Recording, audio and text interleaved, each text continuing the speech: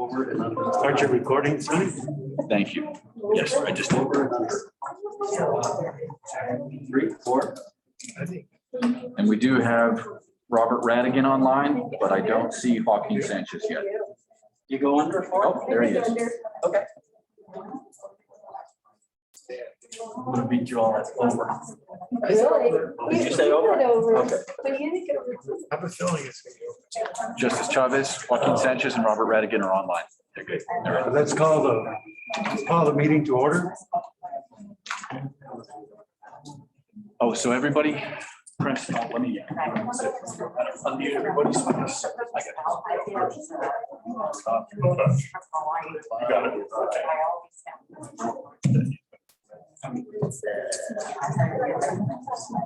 Let's call the meeting to order.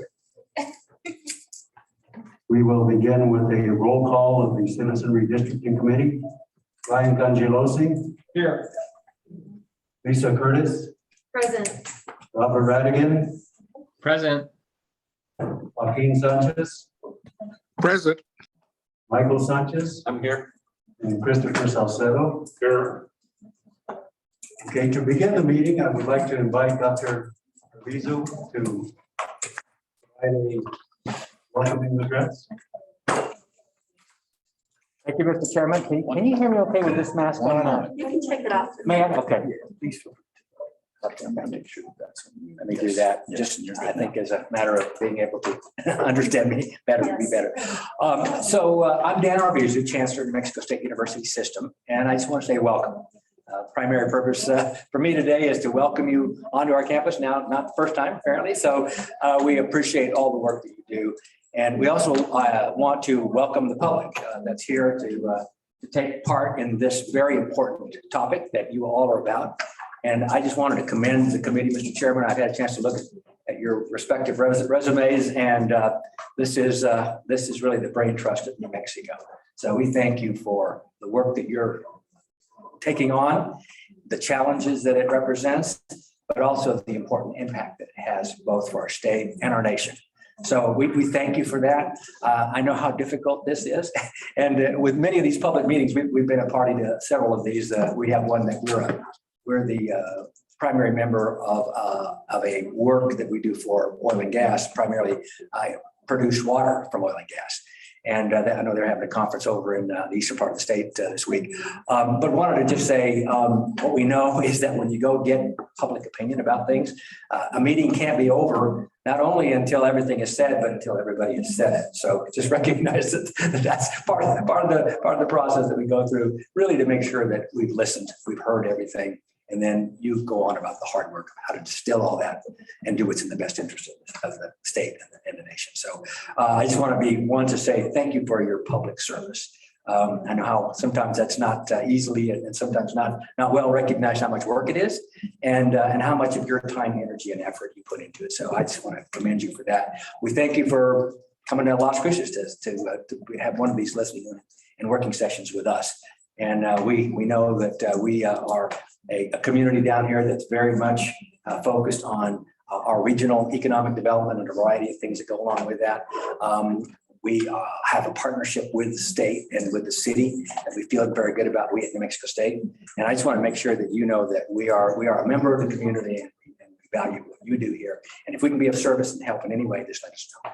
So I'm going to stop there and just say thank you again for being here. Welcome to New Mexico State University. And I wish you well in all the work that you got to do. Thank you. Thank you, Chancellor, and thank you for the hospitality. This may be the first and only place that has provided us with coffee and water to drink. Thank you, sir. Appreciate it. Just some brief opening remarks. The committee has already solicited public input that would tell us what you believe your communities of interest are and how you would like to see your districts. We took your testimony and we summarized it and put it on our website, and then we proceeded to draw some concepts that would be presented to the public for your additional input. Those concepts are on our website at nmredistricting.org. You can look at them, but what we will do today is we will have research and polling describe each one. We will go first Congress, then State Senate, then State House, and then Public Education Commission. one of the virtues of our land of enchantment is that we are a multicultural, multilingual state. And as a result, I have arranged for a Spanish interpreter for today's meeting. And so you will hear her interpreting. But to us, it's important that we respect our multicultural, multilingual state, and we ask everyone else to respect it so that we are able to listen to testimony in a language that they feel most proficient with, and that they also understand what testimony has been provided. So I ask you all to just simply honor our multicultural, multilingual state. We will allow you to testify here in person and by Zoom. You can also submit written testimony. I do not have a time limit on how long you can speak. I just ask you to remember that there are a group of people who would like to talk to us, so we can just keep our comments direct and concise. That would be excellent. With that, Brian, would you begin with Congress? Thank you, Mr. Chairman, members.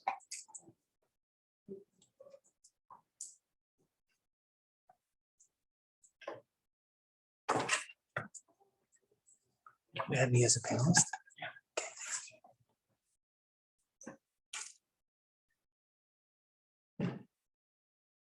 Sonny, Yes, sir. is my microphone active? Let's see. Should I hit select and hold it? No, sir, you should just press mute Press and it mute. should be good.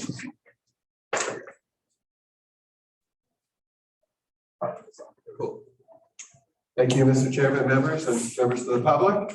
Brian Sanderoff, Michael Sharp, Brittany Puss, Research and Polling. So as you mentioned, we did draw based on public input, some congressional maps. There are 7 concepts that are on the website and that we'll go over very briefly. In each community that we travel to, we focus on that region and how they're impacted by the map.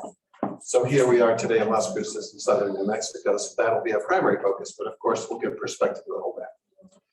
As you know, there are 3 congressional districts in New Mexico, and after the 2020 census, New Mexico did not gain or lose any congressional districts. We're at the 3 that we've had for quite a while now.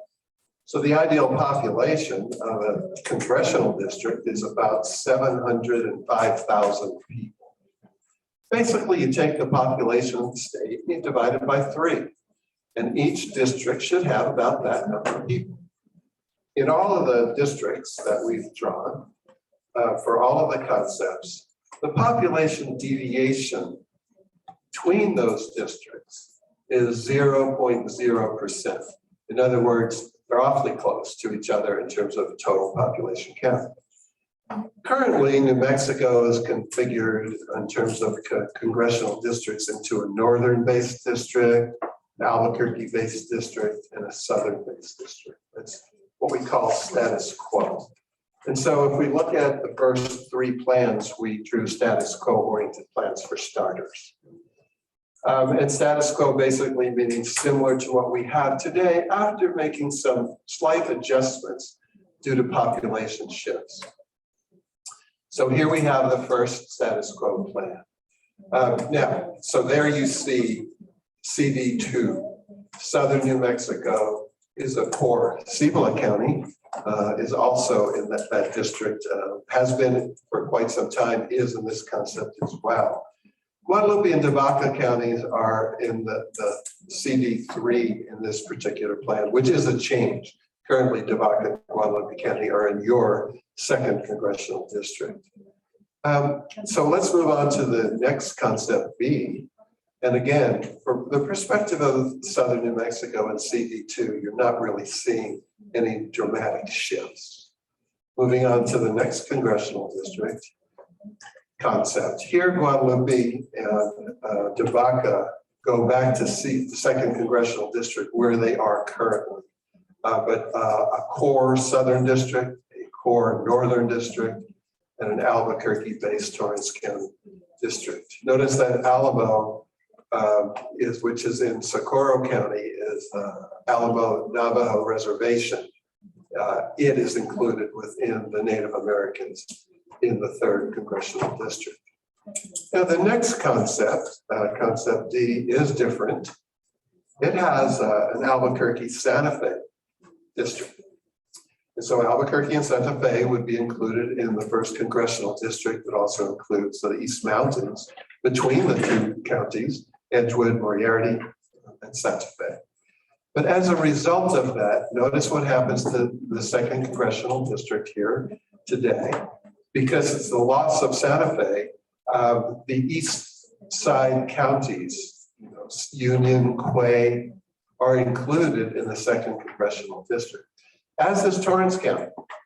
So the CD2, the southern base district, grows as it loses Santa Fe, but the third district goes with Albuquerque. So CD3 is too big, and so it sheds some population to eastern New Mexico, southern New Mexico under its plan. The next concept is concept E. The second congressional district retains its base, but there is a big difference under this plan. Under this plan, the unincorporated areas of the South Valley, if we could zoom in a little on that, are included in the second congressional district.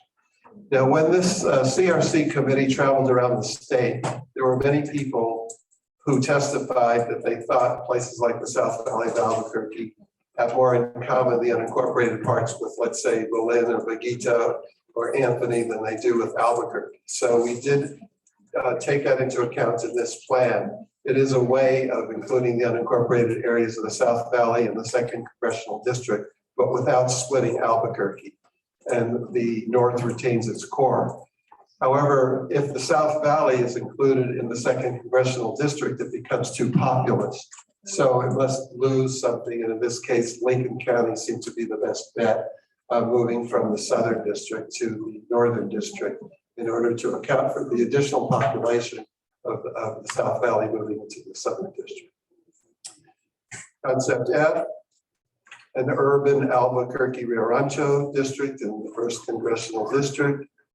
CD2 and CD3 do retain their core under this plan. And so you're looking at somewhat similar southern district as we've seen in the other plan. And then congressional concept G, Herencia Cultural, a nonprofit organization, submitted a plan on the public website, Districtor. This was their suggestion. We'll give them credit for it. They did use 2010 census population. We did update it with 2020 population. And we did have to make some tweaks as a result of population shifts. But the thing that's interesting about this plan is that all three congressional districts retain their core. However, the northern district is concentrated more in north central and northwestern New Mexico. And Union and Harding and Quay and even parts of Mora and San Miguel are included in the southern congressional district. And that's because the first congressional district includes Albuquerque and most of Rio Rancho. As you know, Rio Rancho currently is in the northern congressional district. And so a plan that includes Rio Rancho with Albuquerque would obviously impact on the other congressional districts. So here the southern district again includes Union, Harding, Quay, and Mora and San Miguel. Okay, those were to our concepts. Also, the CRC moved a concept that was developed by the Center of Civic Policy. And so here is their congressional concept. Under this plan, you can see that northern New Mexico does retain its core. Rio Rancho, though, is split, enabling the third congressional district, the northern district, to pick up additional population. And so under this plan, if we zoom out again, we see that the northern congressional district then moves down, picks up Curry, Roosevelt, and into Lee County. So under this plan, northern Hobbs is in the northern core district. Also in this plan, if we look at the southern district, so much of the southern counties remain together, but it starts in South Hobbs and includes Lee County. So you see that North Hobbs is with the northern district, Southern Hobbs is with the southern district, and it moves to Lee, Eddy, and across Otero, Doñana County, and it retains the core of the southwestern counties in the southern district. One thing interesting about this plan is notice that it goes up the Mesilla Valley and up the Rio Grande Valley, and it goes into Albuquerque. In Albuquerque, it pretty much stays in the South Valley and the Westgate area and the Ladera area of the west side. So this is a plan that has its southern core base, moving up the Mesilla Rio Grande Valley, including parts of the South Valley and parts of the west side, particularly Westgate and Ladera. That leaves the rest of Albuquerque that you can see there in green. I think it's green. I'm colorblind, everyone. And the rest of Albuquerque, then and parts of Rio Rancho, and then if we zoom out, are included in a district which includes Torrance County and then down to Chavez County, Roswell, and Ruidoso as well, and part of Mescalero. Under this plan, Mescalero is split between the Albuquerque-based district and the southern-based district, and I think that was at the request of Mescalero to want to have two voices within the two different districts. We see the same thing with Zuni Pueblo, where it is split between two districts, and again, I think that was. Oh, okay. Switching interpreters for a moment.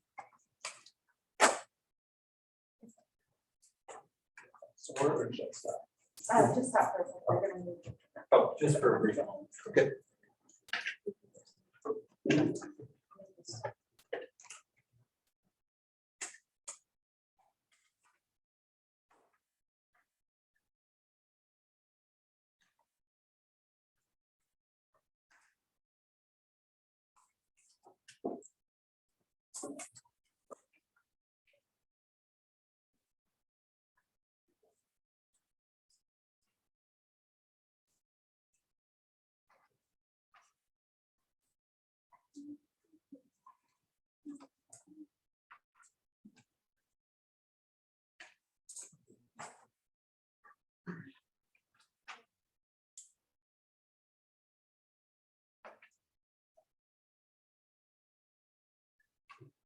Okay.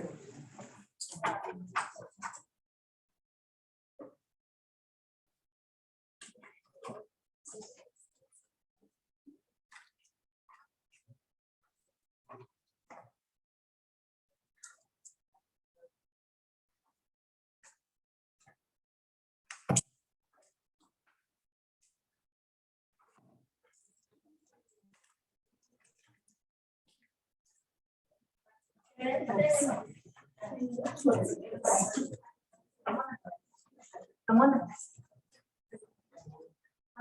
4 minutes to get ourselves.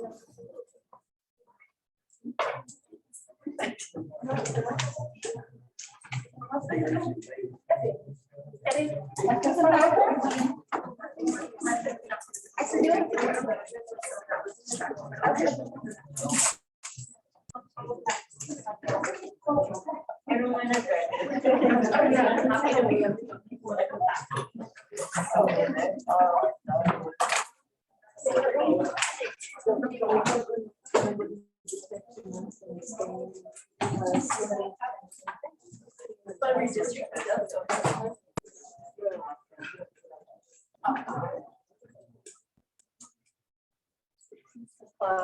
got something with a white shirt on.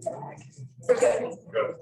Okay, then, so getting back to this, what I was saying at the moment was that it appears as if both Mescalero and Zuni Pueblo are split between two congressional districts, and that was probably done at the request of the tribes because past plans we've heard that they prefer to have two different voices in two congressional districts. So to recap this one, a northern congressional district going down to Hobbs, a southern congressional district going up the Rio Grande and Mesilla Valley into the South Valley and the west side of Albuquerque, and an Albuquerque-based district runs from the heights of Albuquerque to Roswell.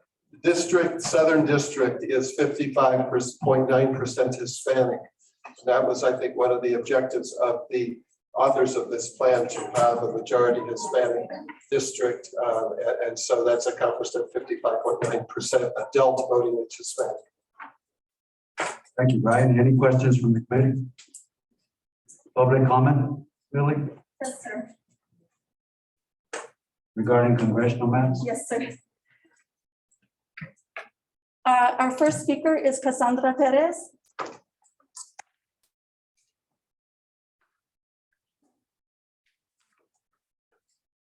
Folks can feel free to take off your mask while you're speaking or leave it on, whatever your comfort level is.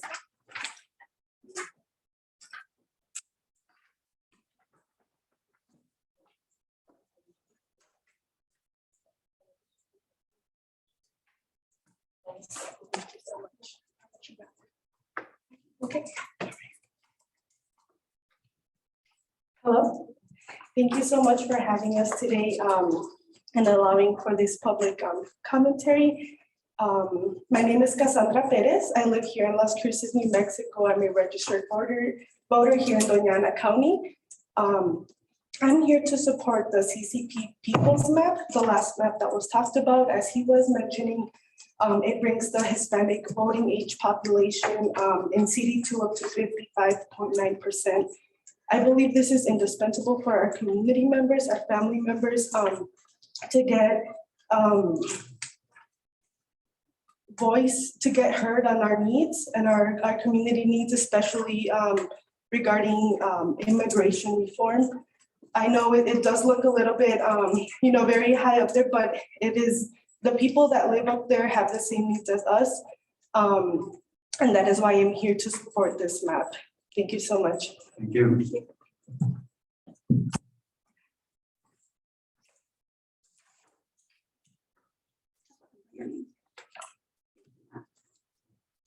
Good afternoon, my name is Viviana Siniega. I live in Las Cruces, New Mexico, and I'm here to support CCP People's Map and the House Concept E map. And I wanted to say that this map recognizes a common cultural, demographic, and economic affinity of interest between the Mesilla Valley and Las Cruces in the Doña County. And because of this map, I know me and my people will be represented. Thank you.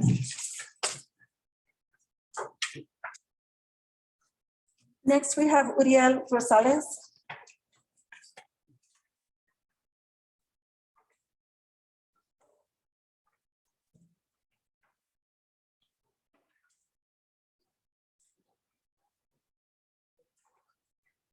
Buenas tardes a todos. Mi nombre es Uriel Rosales. Espero y me recuerden de la vez anterior. También estoy aquí en apoyo con el mapa que fue presentado por último, el People's Maps, el mapa de la gente. ¿Necesitan tiempo para traducir?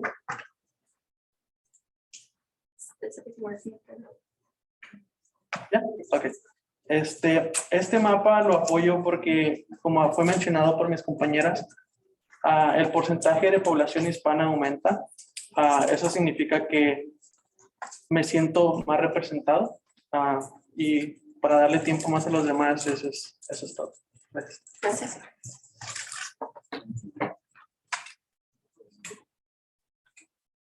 Next we have, I think, Carolina Bobbies.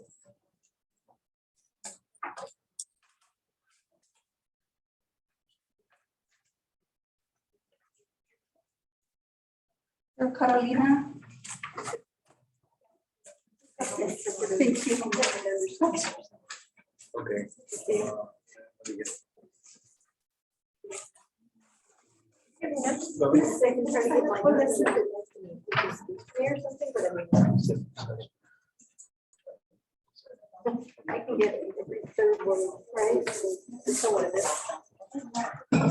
Hola, buenas tardes. Mi nombre es Carolina Valois y yo vivo en Antonio, México, y yo apoyo el mapa de la gente porque también soy de cultura hispana y soy latina. Entonces estamos representando a los latinos para apoyar este mapa. Gracias. Hold on one moment. We're going to have the interpreter come. Hold on right there.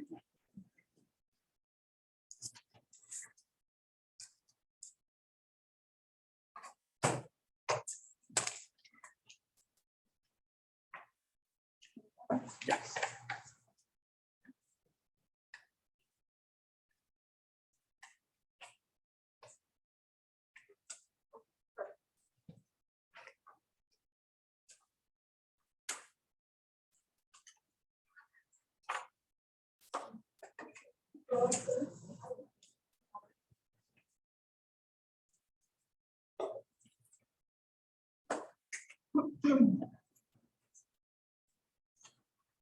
Carolina.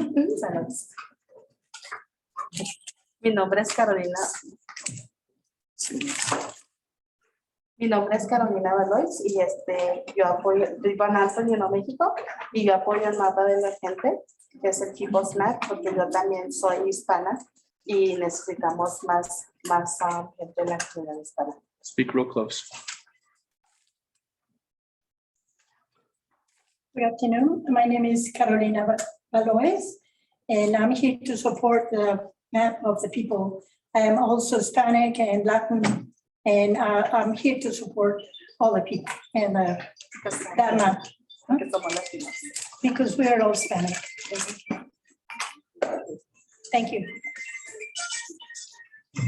If folks can silence their phones, and if you need to take a call, if you can take it in the hallway, that would be great. Thank you. Thank you. Thank you so much. Okay, let me ask if there are others who would like to testify in Spanish. Why don't we go with them and leave the interpreter in the room?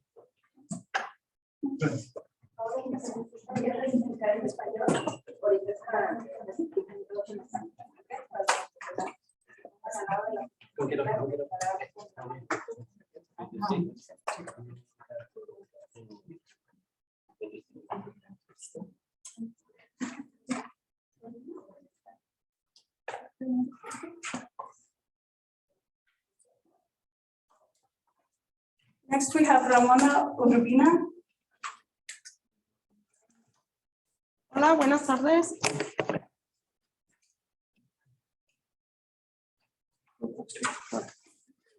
Hola, buenas tardes. Mi nombre es Ramona Urbina. Soy promotora de salud. Vivo en Antonio, Nuevo México. Estoy aquí para apoyar el mapa People 2 y del Congreso. Soy del Distrito 31. Estoy apoyándolo por la razón de que donde yo vivo necesitamos bastante servicio. Luz, no tenemos luz en las calles. Las calles están muy mal. Necesitamos trabajo. Necesitamos donde se distraigan los jóvenes. Entonces, estoy apoyándolos. Good afternoon. My name is Ramona Urbina, and I'm from Anthony, New Mexico. I am a health provider, and I'm here to support the map of the people. The reason is because we are all Hispanic, and we need jobs, we need services where we live. We need electricity. We don't have electricity in the streets, and we need more services. Y necesitamos estar más representadas por gente hispana que hablen como yo para podernos entender. And we need to be represented for more people, for more Hispanic people who speak like me, so we can be represented and understand each other better. Gracias. Thank you.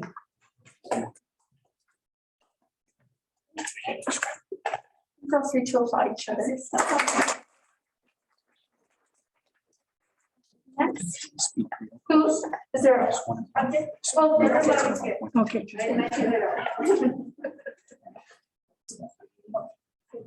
Intimidates me. It's okay, I know. Buenas tardes, mi nombre es Silvia Mendoza, vivo en Antonio, Nuevo México. También vengo para apoyar aquí el mapa de la gente y tener un representante que nos apoye a todos en nuestra área. Y yo apoyo a mi compañera de todo lo que dijo. Please speak closer to the mic. People can't hear behind. Real close, 1 inch. Mi nombre es Silvia Mendoza, vivo en Antonio, Nuevo México. Y también vengo para apoyar el mapa de la gente y apoyo a mi compañera, porque estamos de la misma área. Good afternoon. My name is Zulma Mendoza, and I also live in Anthony, and I'm here to support my friend. And we need more representation, more Hispanic representation to help us. Y vengo a apoyar para que tengamos un representante que nos apoye a nuestra comunidad y que nos ayude en todo lo que necesitamos en nuestra comunidad, como la compañera, electricidad, clínicas, escuelas y pues, otras cosas más que necesitamos. Muchas gracias por invitarnos. Like I said, we need more representation, Hispanic representation. We need more services, like my friend said. We need electricity, we need schools, we need clinics. And we want to thank you for inviting us to participate. Thank you.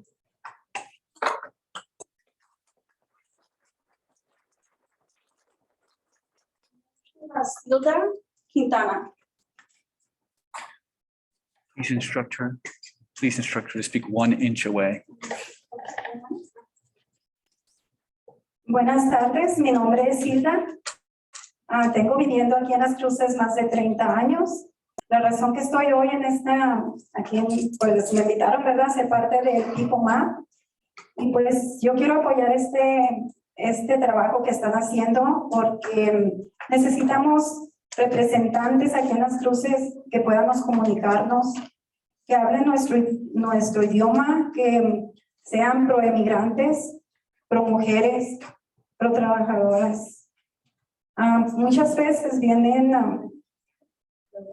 Good afternoon, my name is Hilda, and I've been living in Las Cruces during more than 30 years. And I'm here to support the map of the people. We need people that represent us, that speak the same language, so we can communicate each other.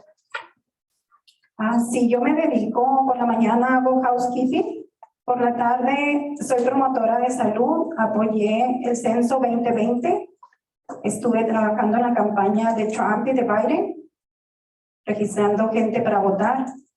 También estuve en la campaña de Reduce el Riesgo con el COVID-19 y pues ahora me siento contenta de estar aquí para apoyar el tipo MAP. During the daytime, I work in housekeeping, and I am also a health provider. I also supported people helping to fill in the census in 2020, and also volunteered for the campaign for Trump and Biden. And we need people to support us and to represent us. Yo vivo en Old Picacho, es una parte muy viejita, ¿verdad? Y necesitamos pavimento y necesitamos electricidad porque no hay electricidad, no hay postes de electricidad. I live in Old Picacho, and we need payment, we need electricity, and we need those services. And I also want to thank the invitation from all of you to allow us to come over and give our testimony. Gracias por darme la oportunidad y buen día. Thank you for the opportunity. Good afternoon.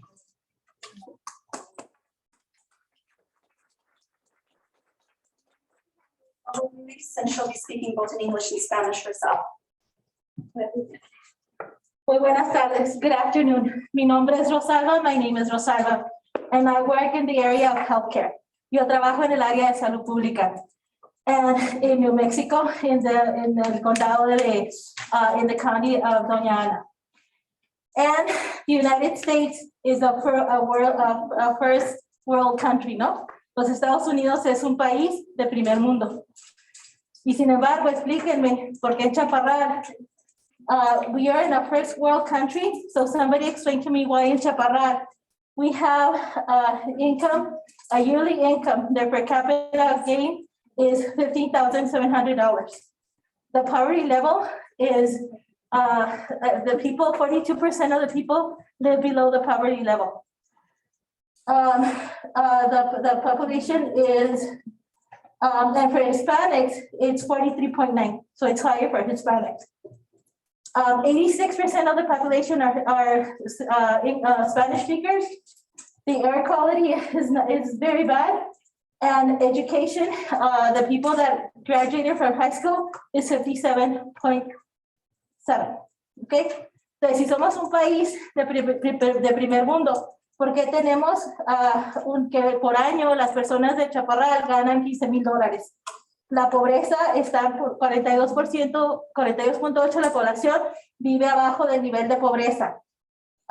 Y los hispanos son 43.9%. El aire también está contaminado y las personas que gradúan de la prepa nomás son el 57.7%. Y hay una cosa que se llama el Gini. So the Gini is a Gini index, and that Gini is how well we do compared to other countries. And New Mexico is number 12, which is not top 10, and Chaparral is 19. Okay, so the thing is that why do you think this is? This is because they don't have representation. The population does not have representation. It has to be the people of my color, the people that are Hispanic need representation, that a person that talks their language, that knows about them, and most importantly, that they care about them. Okay, so the feeling is if we live in these conditions, they don't care about us. So the reason that we're asking for this change in this map, the people's map, is so that we have representation. Entonces, la razón por qué es esto es porque no tenemos representación. No habla nuestro lenguaje, no son del mismo color de nuestra piel, y la otra cosa que duele más es que no les importamos. Entonces, queremos que cambien los mapas para que las personas nos escuchen y tener una voz a la hora de que votan y traigan los recursos que dijeron mis compañeras, que haya banquetas, que haya agua, que haya luz, que haya seguridad. ¿Cómo vamos a prosperar si las cosas principales de las personas no las tienen? How are we going to prosper if we don't have our basic needs filled? So the reason that I'm here is because I'm asking all of you to do the right thing. Por favor, hagan lo correcto y que cambien el mapa, que sea la representación de los hispanos y que por fin tengan una voz. Gracias.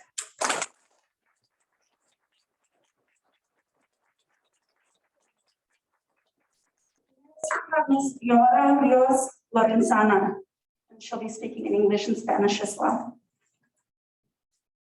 No, it's okay. I'll do it in Spanish and in English. Sorry. Buenas tardes, mi nombre es Yomara Ríos Lorenzana y vivo en Las Cruces, Nuevo México, desde el 2017, cuando vine a estudiar a la Universidad de NMSU. Trabajo en Sunland Park como organizadora comunitaria alrededor de educación e infraestructura.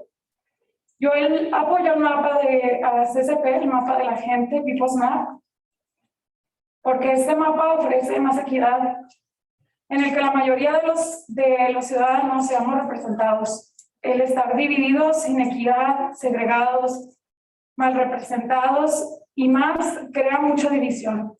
Necesitamos representantes que entiendan las necesidades de nuestras comunidades.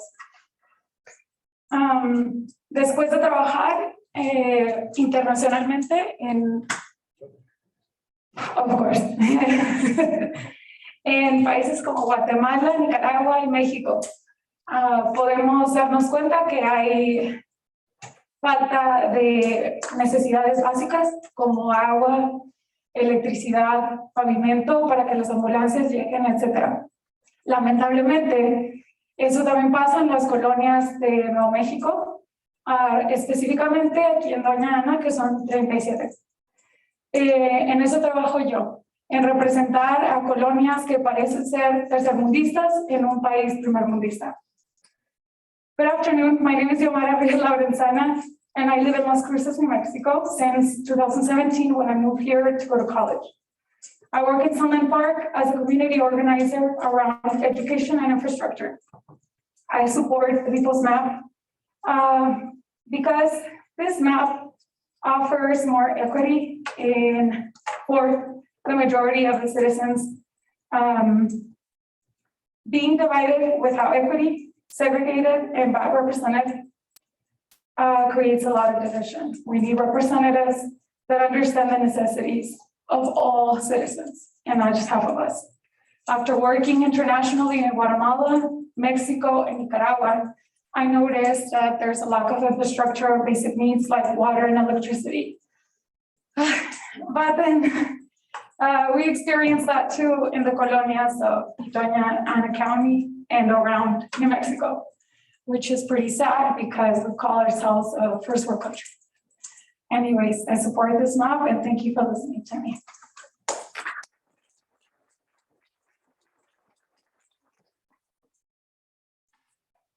Next, we have Mr. Peter Martin.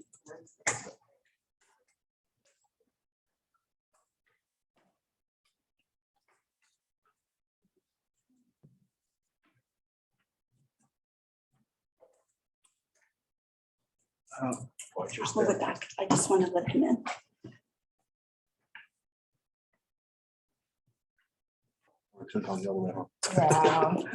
Sorry about that. Good afternoon. My name is Peter Martin. I'm here to vocalize my support for the Center for Civic Policy's People's Map.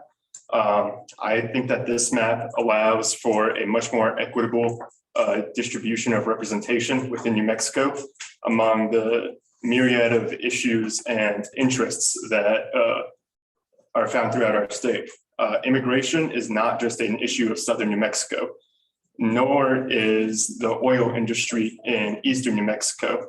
I believe that these are issues and things that every New Mexican deserves to have some level of representation on.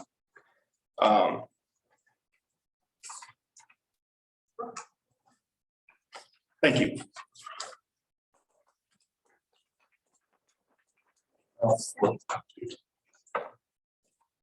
Daniel, do you want to? Okay.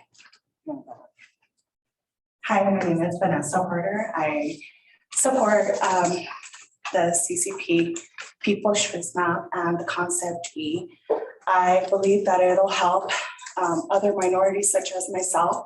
It'll also help our vulnerable communities, to receive social justice, economic justice, and environmental justice, which seems to be a thing that we all kind of have spoke about. That's it. I just wanted to support. Tell me your first name again. I just didn't. Vanessa. Porter. Yeah, thank you, ma'am.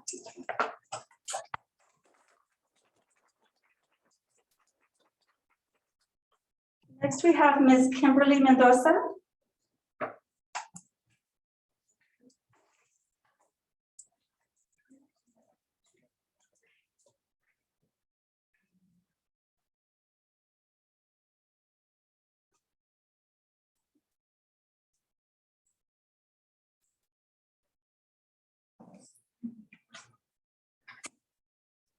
Hello, my name is Kimberly Mendoza, and I support the People's Map for the Congressional 2 District 3. This People's Map gives me the opportunity to choose the representative that I want and that our people need. Thank you.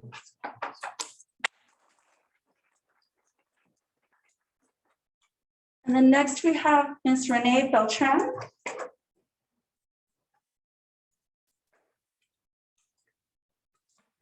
And after her, queuing up is Perla Aguilar.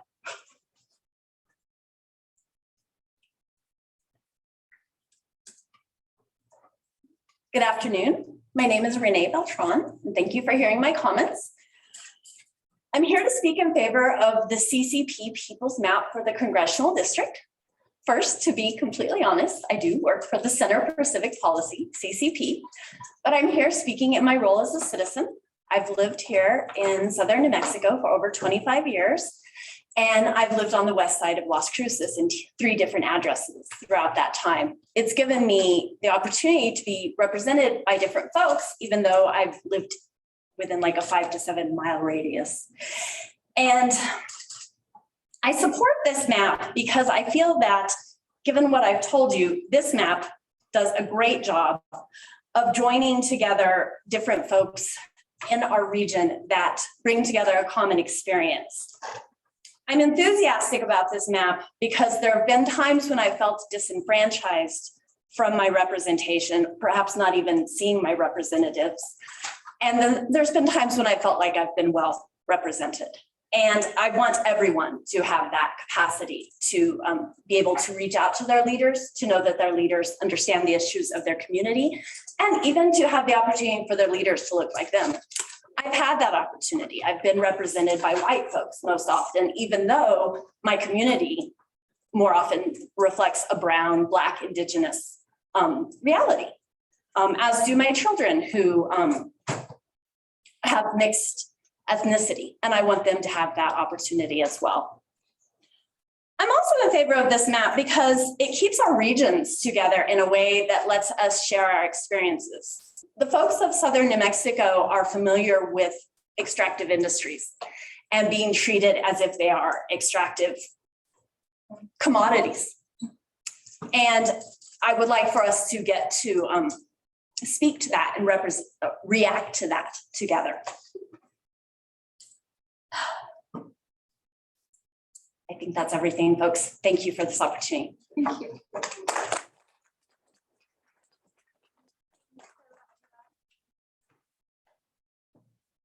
Good afternoon. My name is Puebla Aguilar, and I support the CCP Mapa de la Gente.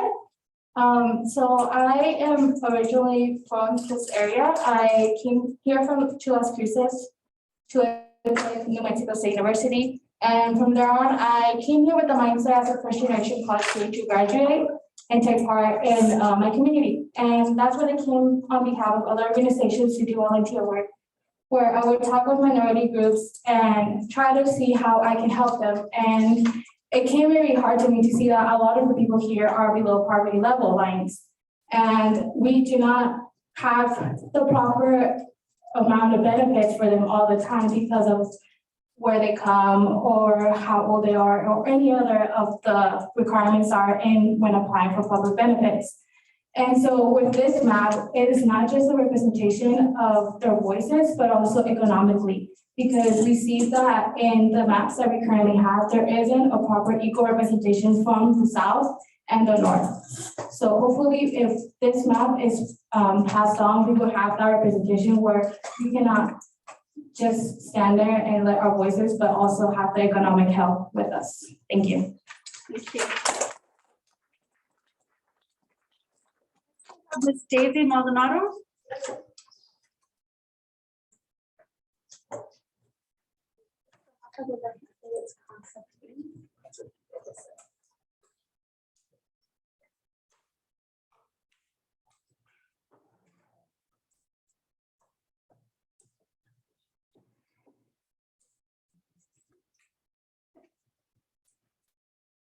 Good afternoon. My name is Daisy Maldonado, and I am the Director of the Empowerment Congress of Doña Ana County.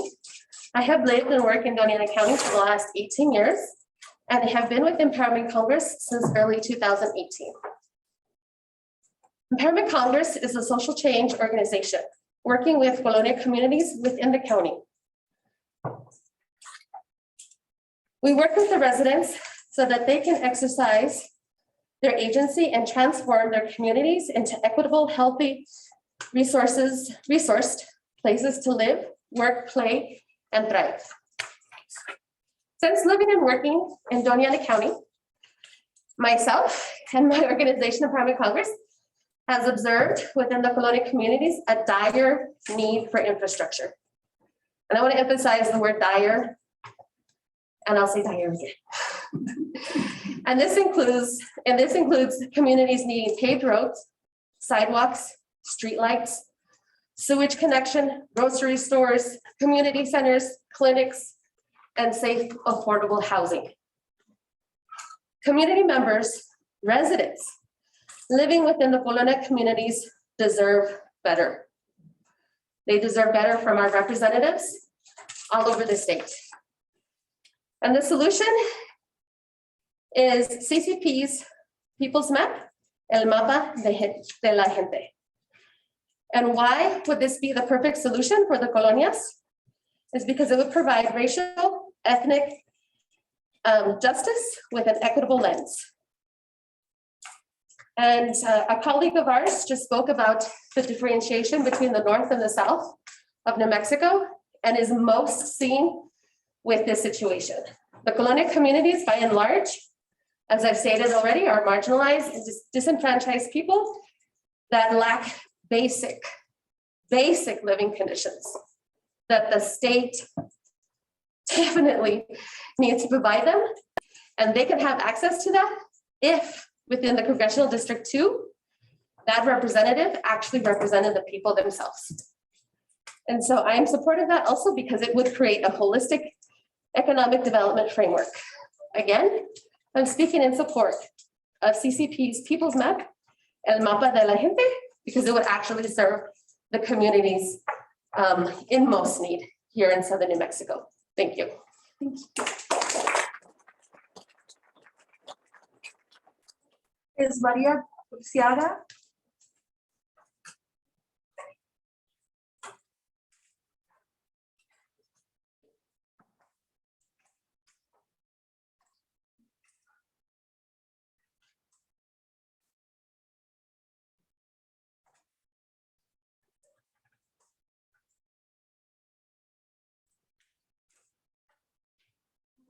It's too much. It's like a maze. Yeah.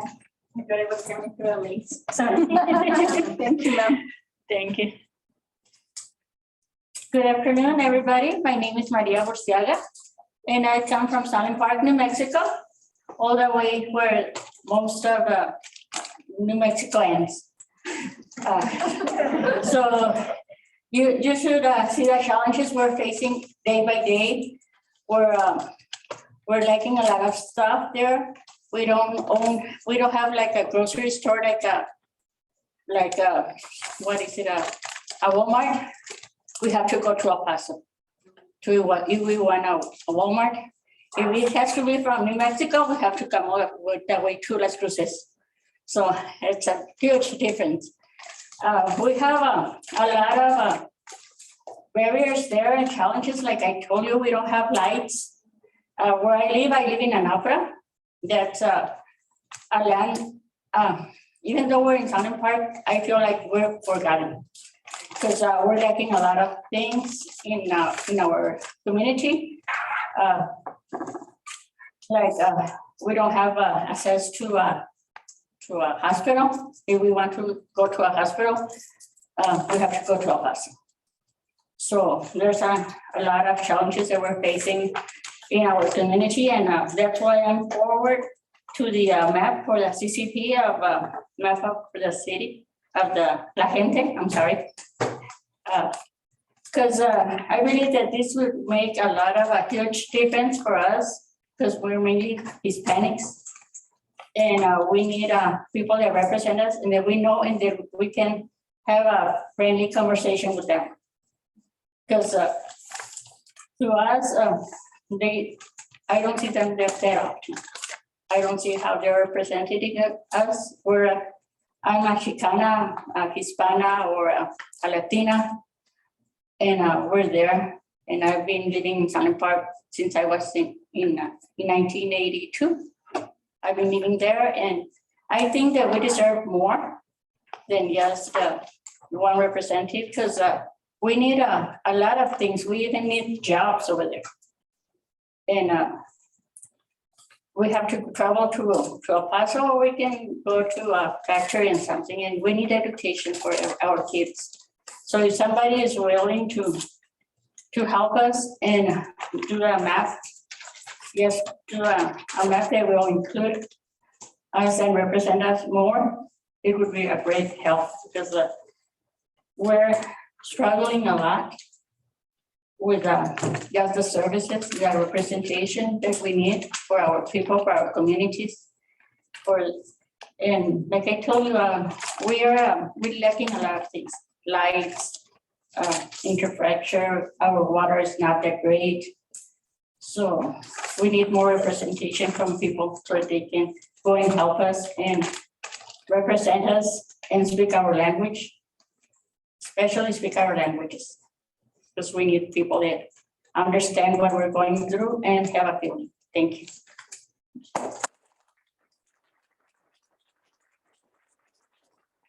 Melissa Ontiveros is organizing folks in Silver City, and we have Ms. Nena Benavides who would like to join us from Silver City.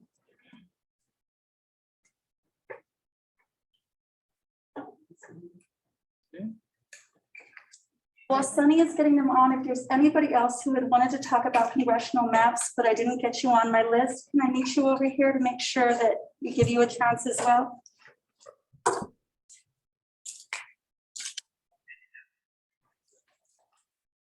Are they good? Yep. It's been a good year. Melissa, Ms. Benavides can go. Pulling up some docs.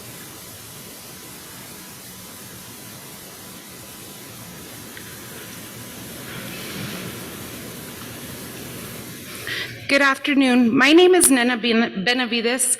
I'm the community organizer for New Mexico Cafe in Grant and Hidalgo counties. I'm here to speak in support of the map given forth by the Center for Civic Policy. It is my belief that this map is a community-based conception that uplifts and represents the voices of many communities throughout the state.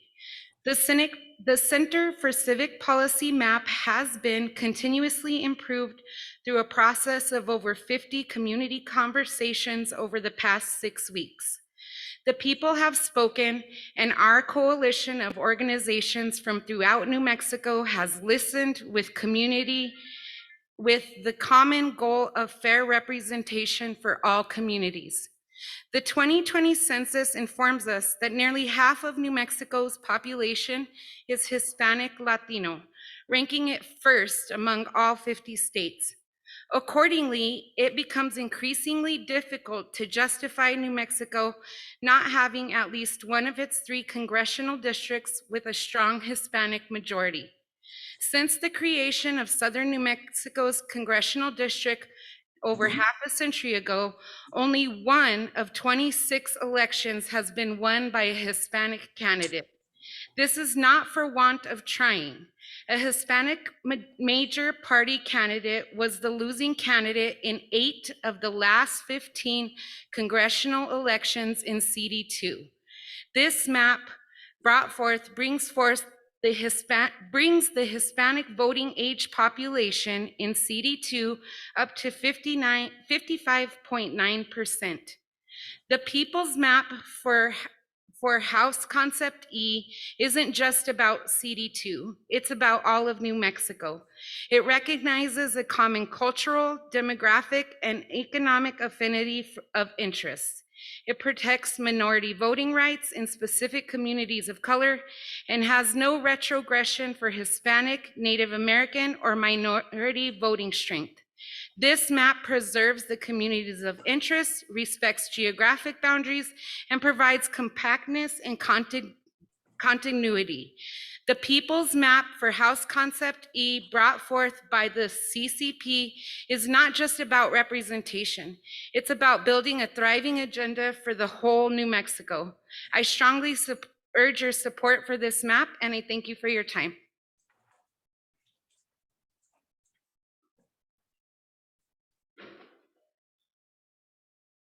Thank you so much. Melissa, is there anybody else who wants to speak about the congressional map? No, ma'am. Great. Next, we have Maribel Vasquez. Thank you. Hi, good afternoon, and thank you for your time. My A name. little closer to the mic. Hello, is that okay? Okay. Hi, good afternoon, and thank you for your time. My name is Maribel Vasquez, and today I'm here to represent the CCP People's Map and to represent my community of Chaparral. I live in Chaparral. I've been living there for the past 25 years, or since I can remember. And I haven't seen change in Chaparral since I remember. The streets look the same. I don't know. Other people already didn't tell you about the resources that we need. We need more representation. We need for people to represent our Hispanic community. Even I was talking to my mother yesterday, and she was talking about like these meetings and how things don't change. And I think it's because we don't have representation. That's why. I work for Amador Health Center here in Las Cruces. I'm a program coordinator, so I try to like help people with resources and stuff. And the more I learn about resources available in other places, I see the more we're forgotten in Chaparral. It's like, how is it possible that all these things are available for people in other places, but not here in our community? People have to travel miles to get like simple stuff, when I think those resources could be available in Chaparral. I think that's all I have. Thank you. Thank you.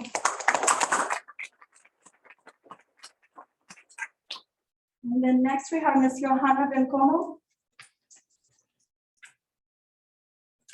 Hello, good afternoon. Thank you so much for being here today with us in Las Cruces. My name is Johanna Bencomo.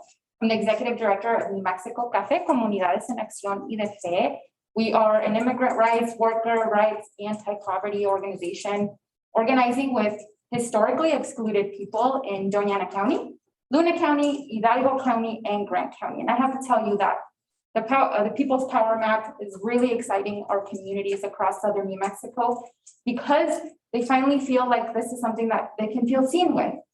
Luna County and Doñana County has some of the highest rates of immigrant communities, and we have so much in common with folks in Southern Hubs, with folks in the South Valley of Albuquerque.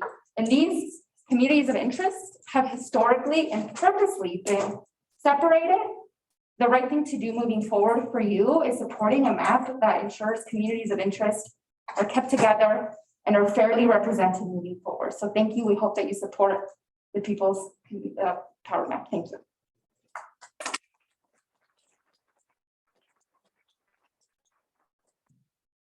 Thank you. As folks are coming up, make sure to watch your step. There are cords, and we don't want anybody to get style points for wiping out.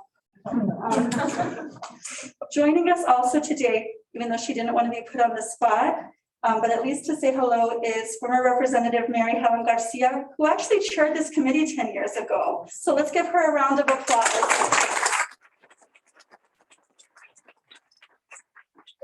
Garcia, do you want to say anything, ma'am?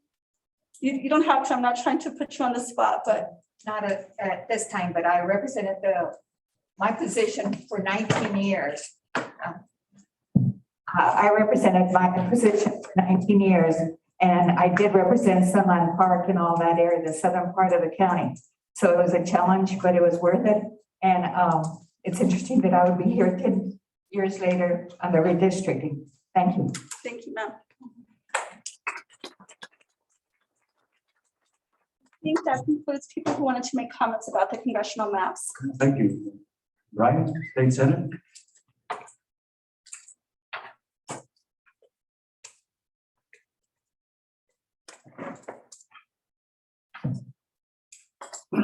Thank you, Mr. Chairman.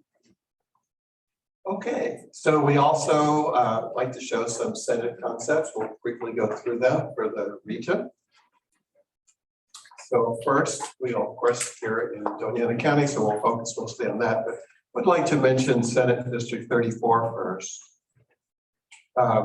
You know, when the CRC committee traveled around the state, there was a lot of talk also with your neighbors in Alamogordo, and certain communities in Carlsbad, in Las Cruces, were represented by legislators from Alamogordo and the like.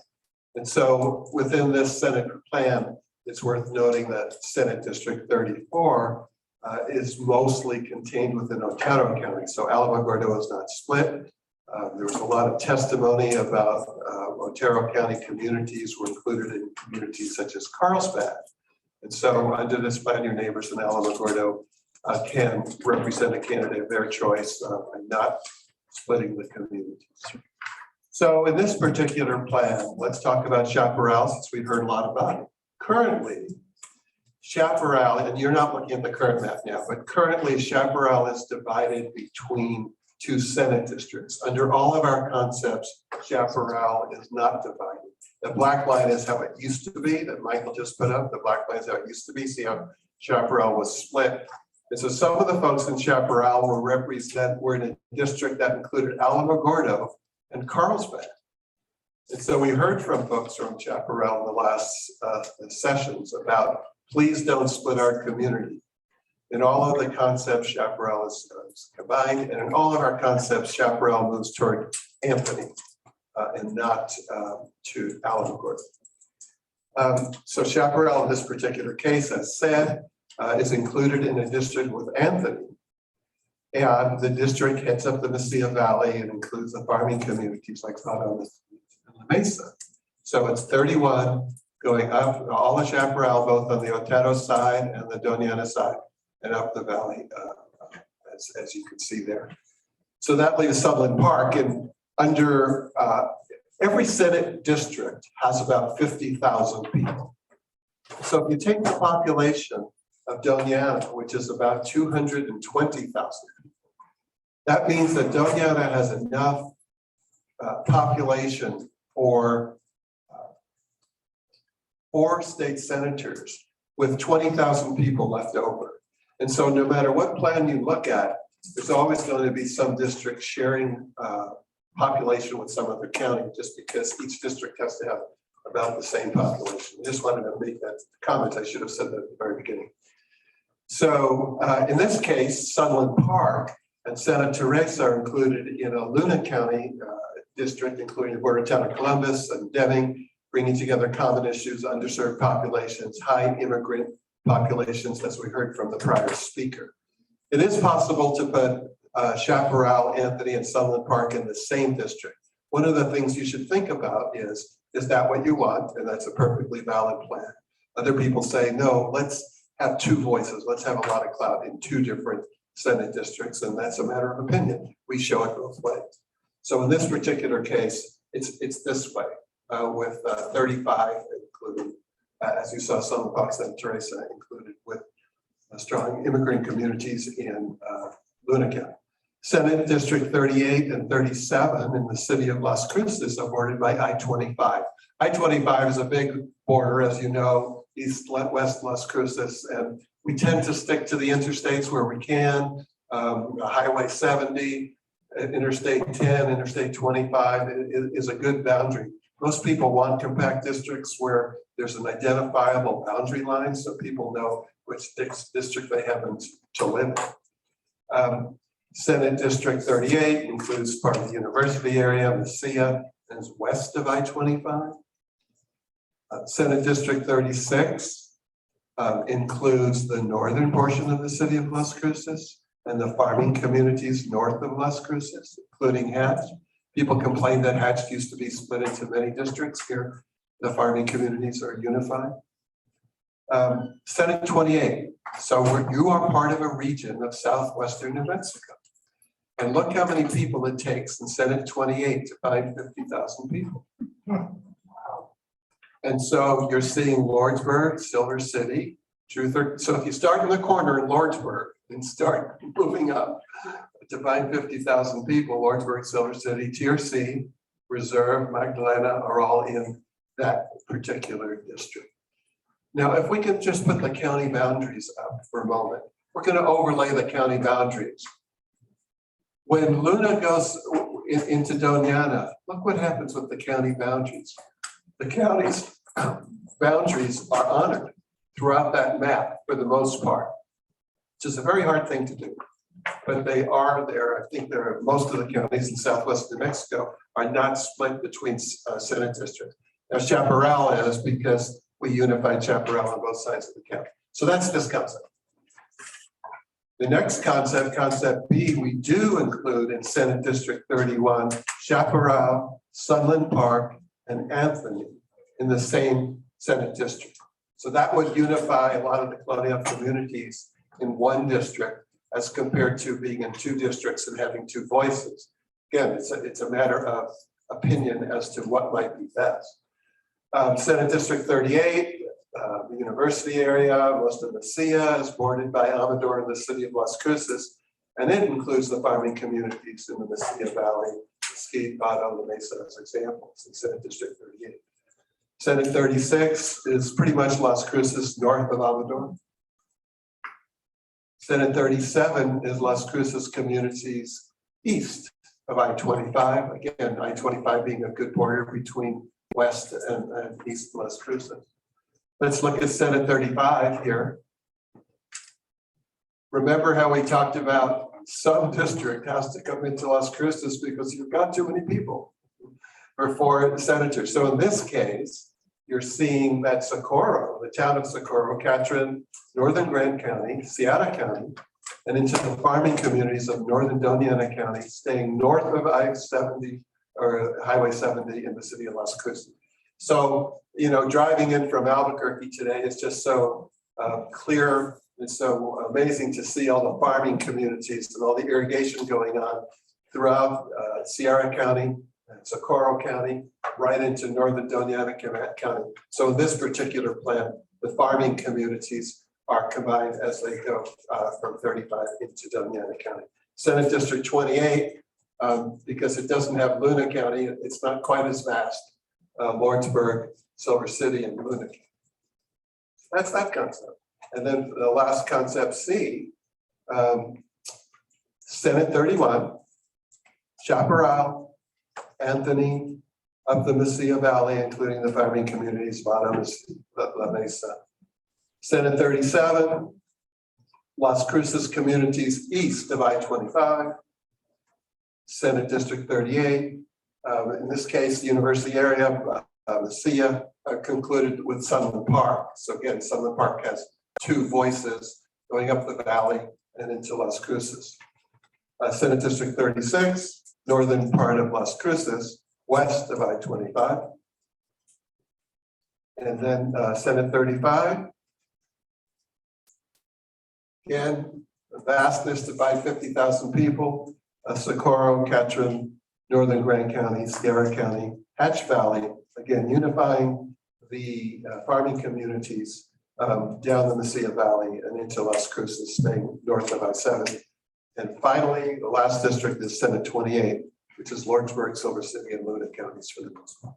So the different concepts do handle things differently, and that would conclude discussion of the Senate concept. Questions from the committee? Okay, I have a question about Sunland Park, because I understood Ms. Murciaga from Sunland Park to say during the congressional testimony that she thought they needed 2 representatives, and I didn't think she was talking about Congress. I thought maybe the Senate. Is there are you saying that A and C have Sunland Park with 2 representatives? We have one plan that unifies Sunland Park, Anthony, and Chaparral. And we have the other plans that include Sunland Park with, in one case, Luna, and one case going into Las Cruces. Okay, thank you. Mr. Chairman, and I don't know if my mic's working or not, but Brian, on 31, would you explain it again to me? Yes, under this particular, which concept were we on now, the last one? Yes. Yeah, in this particular plan, Chaparral and Anthony go up the Mesilla Valley and include the farming communities between it and Las Cruces. And the rest of it, is that all of Las Cruces? No, and then on top, Las Cruces basically includes a number of state Senate districts. If we zoom out, yeah. Las Cruces is where 36 and 37, where those numbers are.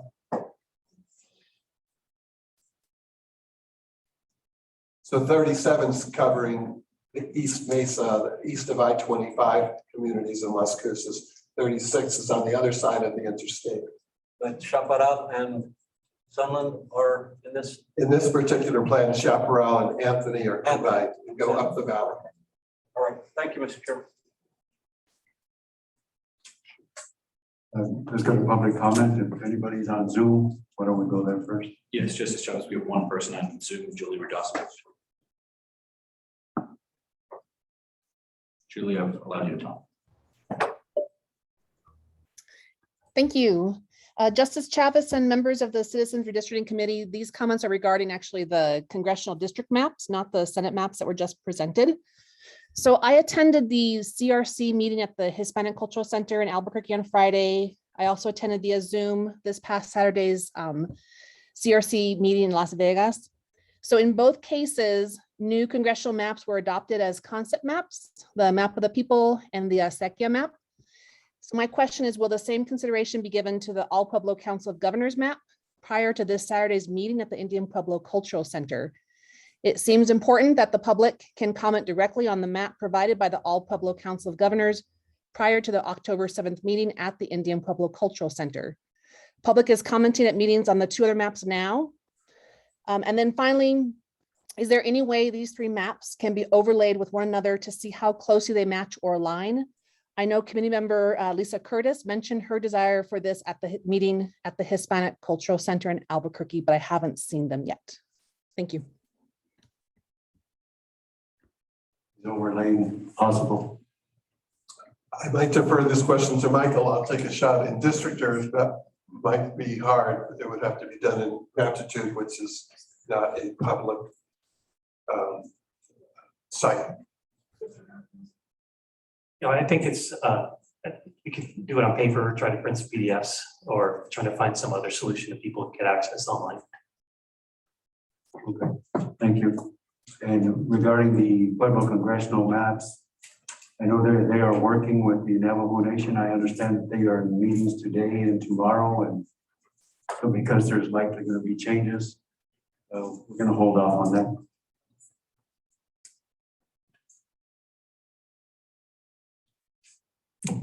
Anyone else? Justice Travis, we have 8 people who signed up to speak about the Senate maps. I'm gonna go first to folks who haven't had an opportunity to speak yet. Okay. We're gonna go to Mr. Steve Gross, sir.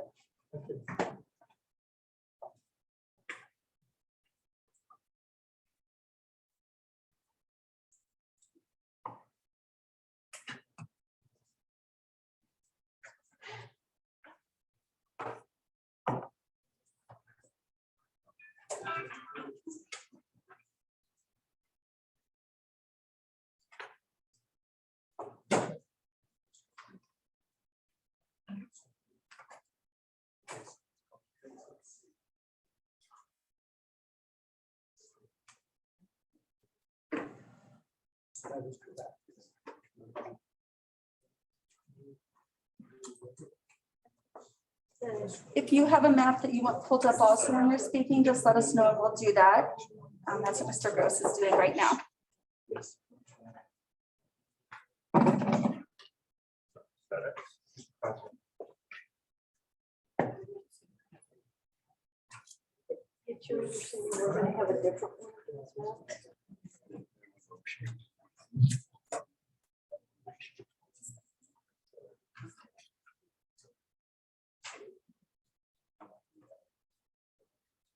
called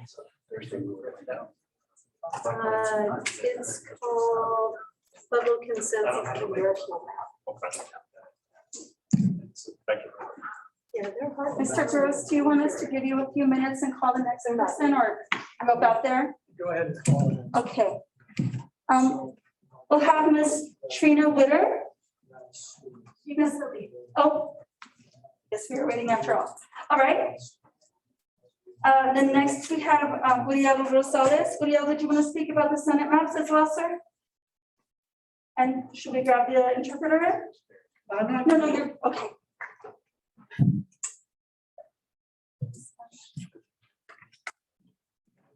Buenas tardes, good afternoon. I also have a map that was just introduced today.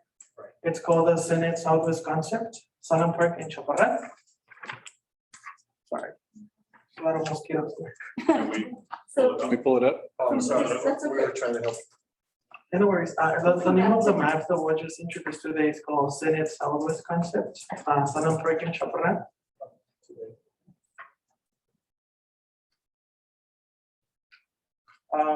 So to start off, this map was done after several meetings on all of our communities, Chaparral, Anthony, and Salem Park.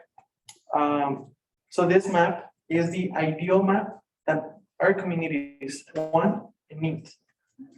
As you can see, and I really appreciate it, we really appreciate it that Chaparral on all of the previous concepts has been taken seriously and have been accepted with Anthony. We also think that Salem Park, and like I said, and I'll repeat it again, these conversations has been between community members of Salem Park, Anthony, and Chaparral. We also think that Salem Park needs more representation. The reason why is because the population in Salem Park is exponentially growing. This means that in the future, we'll need more representation. And as you can see in this map, yes, Chaparral has been combined with Anthony, although we don't go all the way up to closer to Las Cruces. We also consolidate with Salem Park. It's a little small population, although this, of course, will give us the opportunity to advocate with 2 senators. And this will definitely help what my peers have said before, the lack of resources that we have in our communities. We need more and more representation because we have been forgotten. Salem Park, Chaparral, especially those areas have been forgotten. So with this map, we would like to, whichever other concept you guys have, we would like to, this map be adopted on them. And that is it. Any questions? So I was looking at your map before we got started today, and so right now Sunland Park has a single senator. Is that right? Correct. And under your map, it would be both in 31 and 38. Correct. And as far as going up Mesilla Valley, like Mr. Sandroff was talking about earlier, you do want it up in Mesilla Valley, but only to a limited extent? Is there like a cutoff right there that you're choosing for a reason as you go north? On District 38, I'm mainly focusing on District 31st. I'm asking you, and I'm asking you about 31. Yeah, I'm not a community member in Salem Park. So I'm mostly focusing on Chaparral, Anthony, in that little area in Salem Park. For maybe the other members that are here can talk about that region if they feel comfortable, since they live in Salem Park, sharing with that part of Mesilla. You know what, in 31, the Hispanic voting age population is 85.4% in your map for 31. Do you know what the Hispanic voting age population was previously? Before? No, not of my mind. I just wondered, do you know if it's grown in that area or not? I mean, I don't have the numbers, honestly. And that's okay, we can look as I'm asking Mr. Sandroff, he's looking.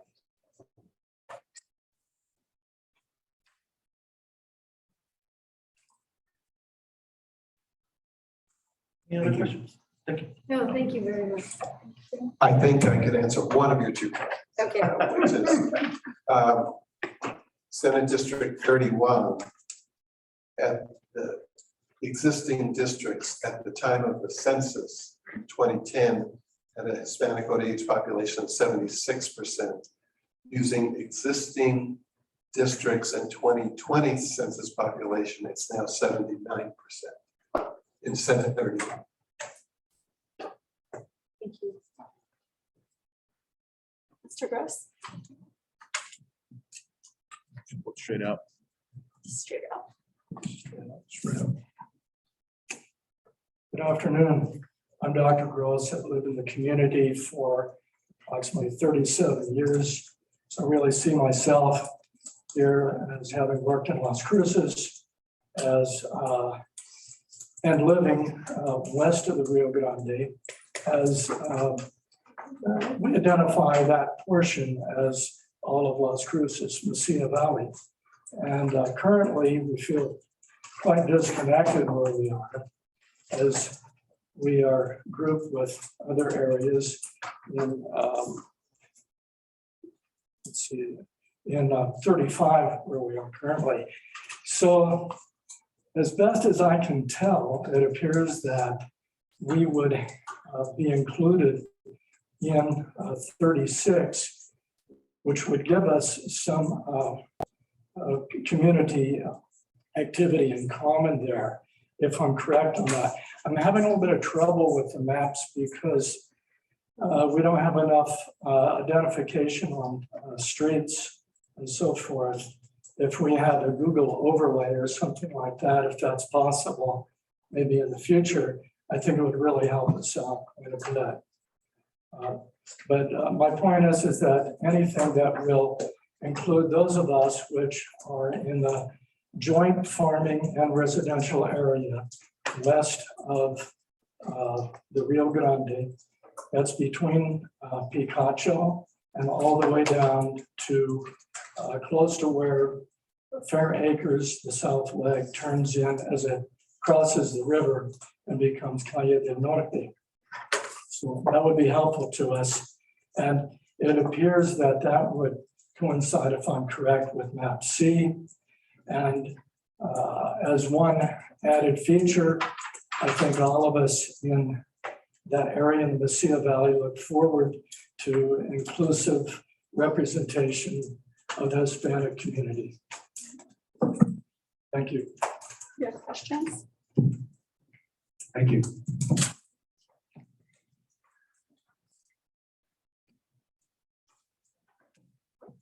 All right, we have Ms. Carolina Valores again for the Senate maps. Is there anything else you'd like to add now? I think she, okay, great. Ms. Zuma Mendoza, did you have anything you wanted to add about the Senate maps? Oh, they stepped out, okay. Kimberly Mendoza. Just, would you like to say anything? No? Okay. Rosalba Ruiz. Want to say anything about the Senate maps now?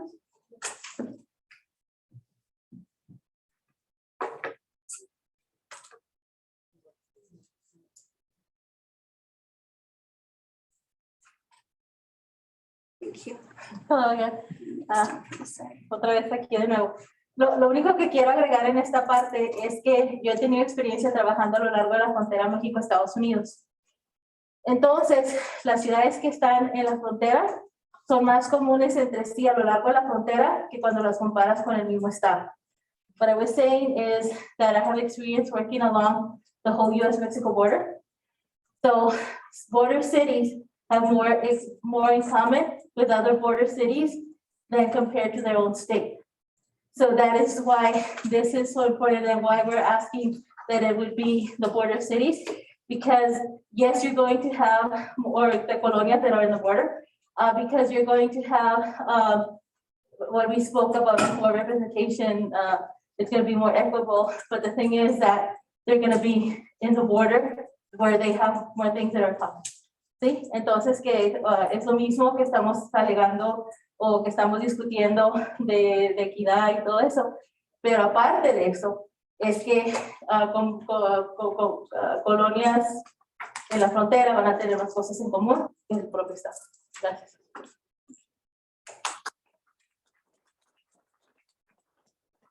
Mr. Sandra, on the chaperone map that we've been talking about, the CCP map, the 85% Hispanic isn't, how is that not, how do we not have a problem with packing?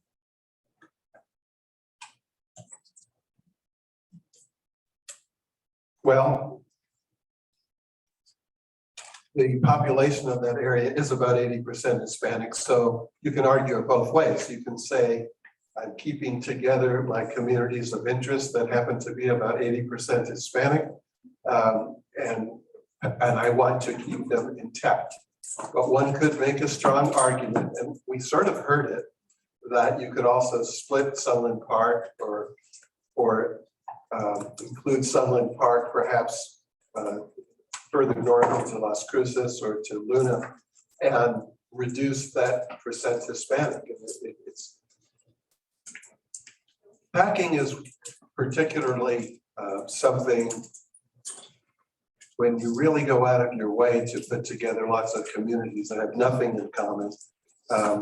So in this case, it could be argued both ways, frankly.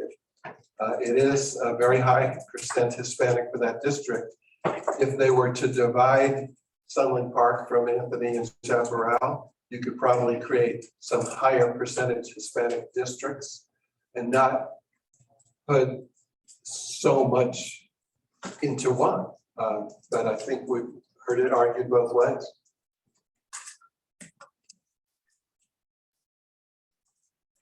We have one more person who's in the room who had signed up, and that was Daisy Maldonado. Daisy, did you want to speak about the Senate maps? Thank you, ma'am.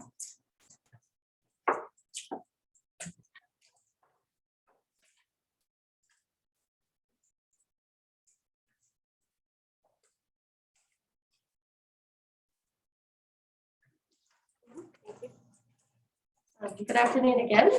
And specifically, I'm going to speak on the Senate Southwest concept map that Uriel spoke about just earlier. And again, my name is Daisy Maldonado. I'm the Director of Empowerment Congress. And we actually, when we first started, or I first started with Empowerment Congress, the work that we started was in Sunland Park.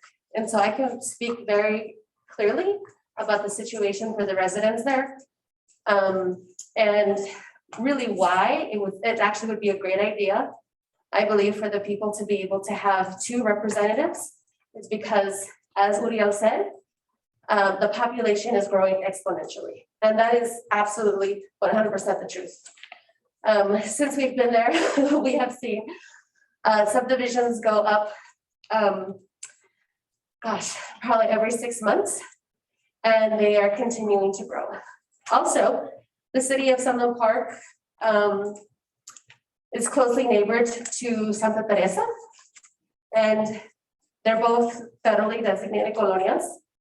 And probably in the very near future, Santa Teresa will actually be annexed into the city of Sunland Park. That hasn't been done yet, but it probably will. And that's actually one of the goals of the current mayor and city council. And so this actually would leave the opportunity or allow the opportunity to for that population to go into District 31.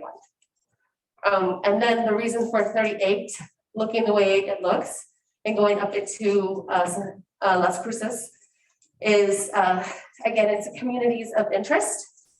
And so the neighborhoods within the city of Las Cruces are actually very similar to those in Sunland Park. So that's why we do understand, or we see that Senate Southwest concept map would actually be the most equitable map in changing the districts. Thank you.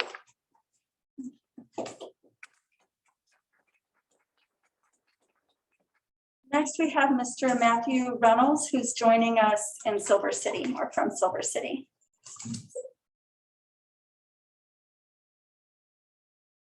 Very much for all y'all do. We really appreciate all your hard work.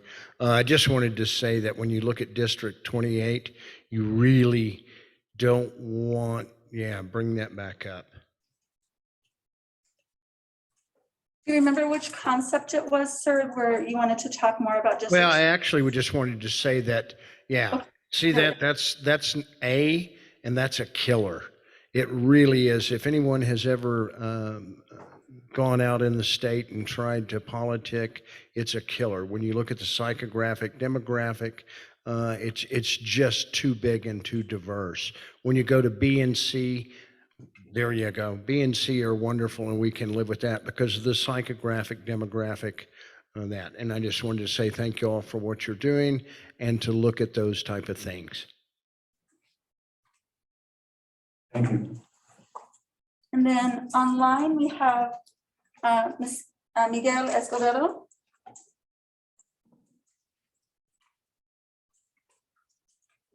You're permitted to talk.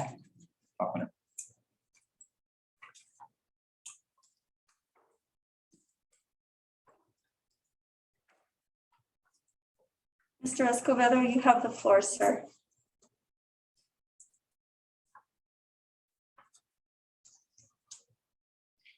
We can come back to them. Okay. I'm going to lower their hand. I think that's who we have. Is there anybody who I didn't catch who wanted to speak about the Senate map? Okay, please.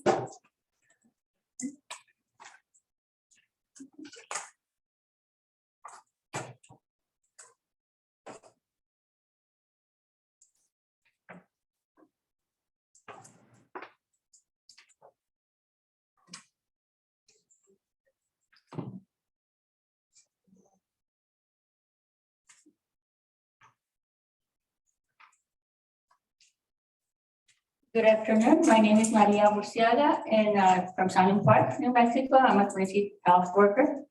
And I just want to support what Ren said about the map, only because it's going to integrate us into a community that it's like us. That somebody will come and represent us as human beings and have a voice. Because like I have told you before, nobody has represented us in a fairly manner.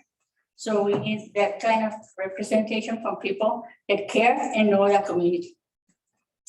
That's why I support it. Thank you.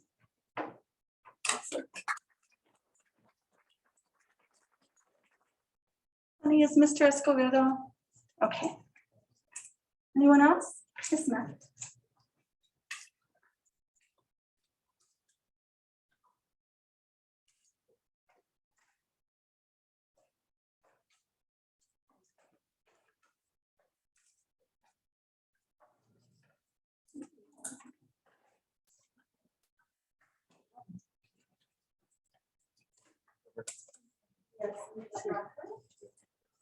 Right. The Las Cruces part of that.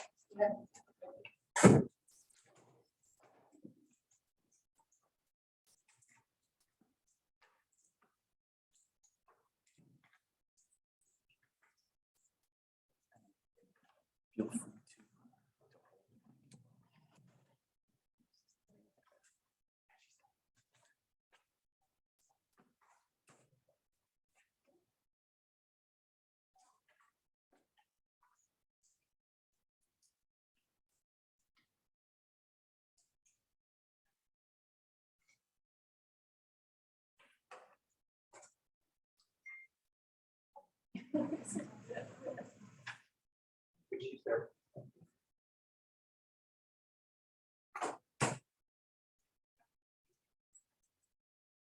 For the public's information, she also interprets for those who are on Zoom and needs the Spanish interpretation. Okay, buenas tardes, mi nombre es Ramona Urbina, soy de Anthony, Nuevo México. Good afternoon, my name is Ramona Urbina and I'm from Anthony, New Mexico. Soy madre de 5 hijos y tengo 13 nietos. I have 5 children and 13 grandchildren. Tengo más de 30 años viviendo en Anthony y claro que ha crecido. No tengo números, desgraciadamente, para dárselos. Pero desde que vivo en Anthony, o sea, no han pasado representantes sobre representantes y Anthony está exactamente igual. I've been living there for 30 years and I don't have the numbers, but it has grown, Anthony has grown and the representatives have come and gone. Y yo les quiero decir que yo apoyo el mapa de Uriel. And I want to tell you that I support Uriel's map. Anthony se hizo ciudad hace algunos años, nada más para subir los taxis, porque de ahí para allá no he visto ninguna mejora. ¿Por qué? Porque no hay representantes que nos entiendan ni que vivan ahí donde vivimos nosotros, no saben nada. Anthony became a city and for the only reason to increase the taxes because we haven't seen any improvements. Entonces, por favor, quisiera que nos tomaran en cuenta, ¿verdad? Porque por algo estamos aquí, tenemos a lo mejor podríamos estar en otra parte, pero nos interesa la gente que vive con nosotros. And I wish you take us into consideration because we care for the people around us and we need representation. Gracias. Thank you.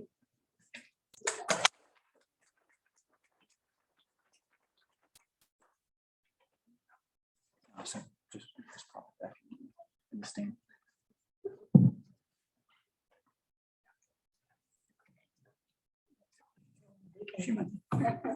Let me grab one of them. No, there you go. Okay. Oh, yours. Thank you. I think that's it.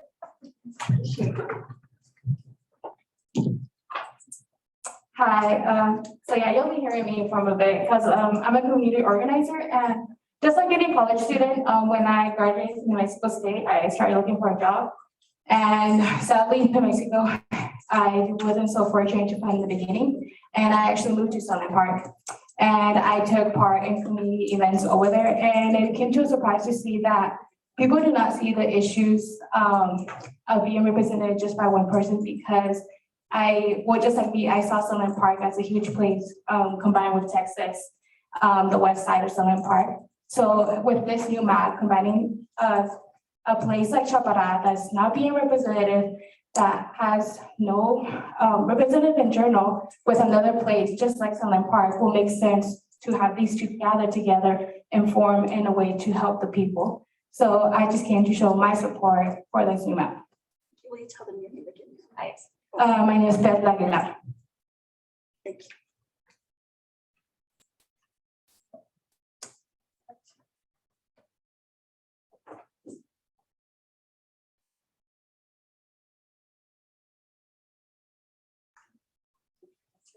Thank you.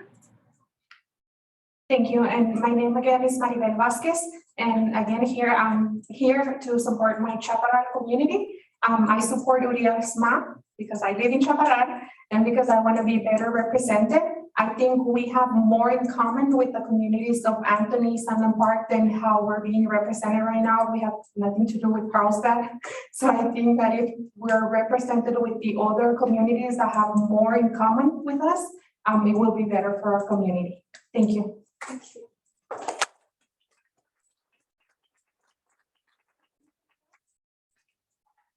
Anybody on Zoom, Sunny? Melissa?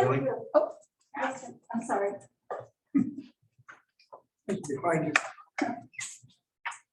I'm Link Leapley. I live in Las Cruces. Me and my wife are concerned about being represented properly. And these maps, the way they're cut up, I understand how you have to cut up Las Cruces somehow because of the 50,000 rule. I guess it's a rule, I don't know. But I would prefer to see bulbs so that, you know, just because I-25 goes one place and I-10 goes another, I understand the guys on the other side of I-10, but I don't really have much say or care about people in the other part of the state that I've been to maybe once or twice. So I would prefer a very different way of looking at this than what we seem to have in place here today. Something more in terms of a bulbs radiating out. So you have Anthony and Chaparral and whatever, and anything that's similar to that community radiating out till you get to 50,000. Same thing with Las Cruces, same thing with whatever. Thanks. Can you repeat your name for us? Link Leapley. Thank you. More importantly, my wife is Sue. She works for the school district, so she's a political. Thank you, sir. Melissa, anybody else in Silver City who wants to speak about the Senate maps? I think we're good. We're good, thank you. 10-minute break. Yeah. My name's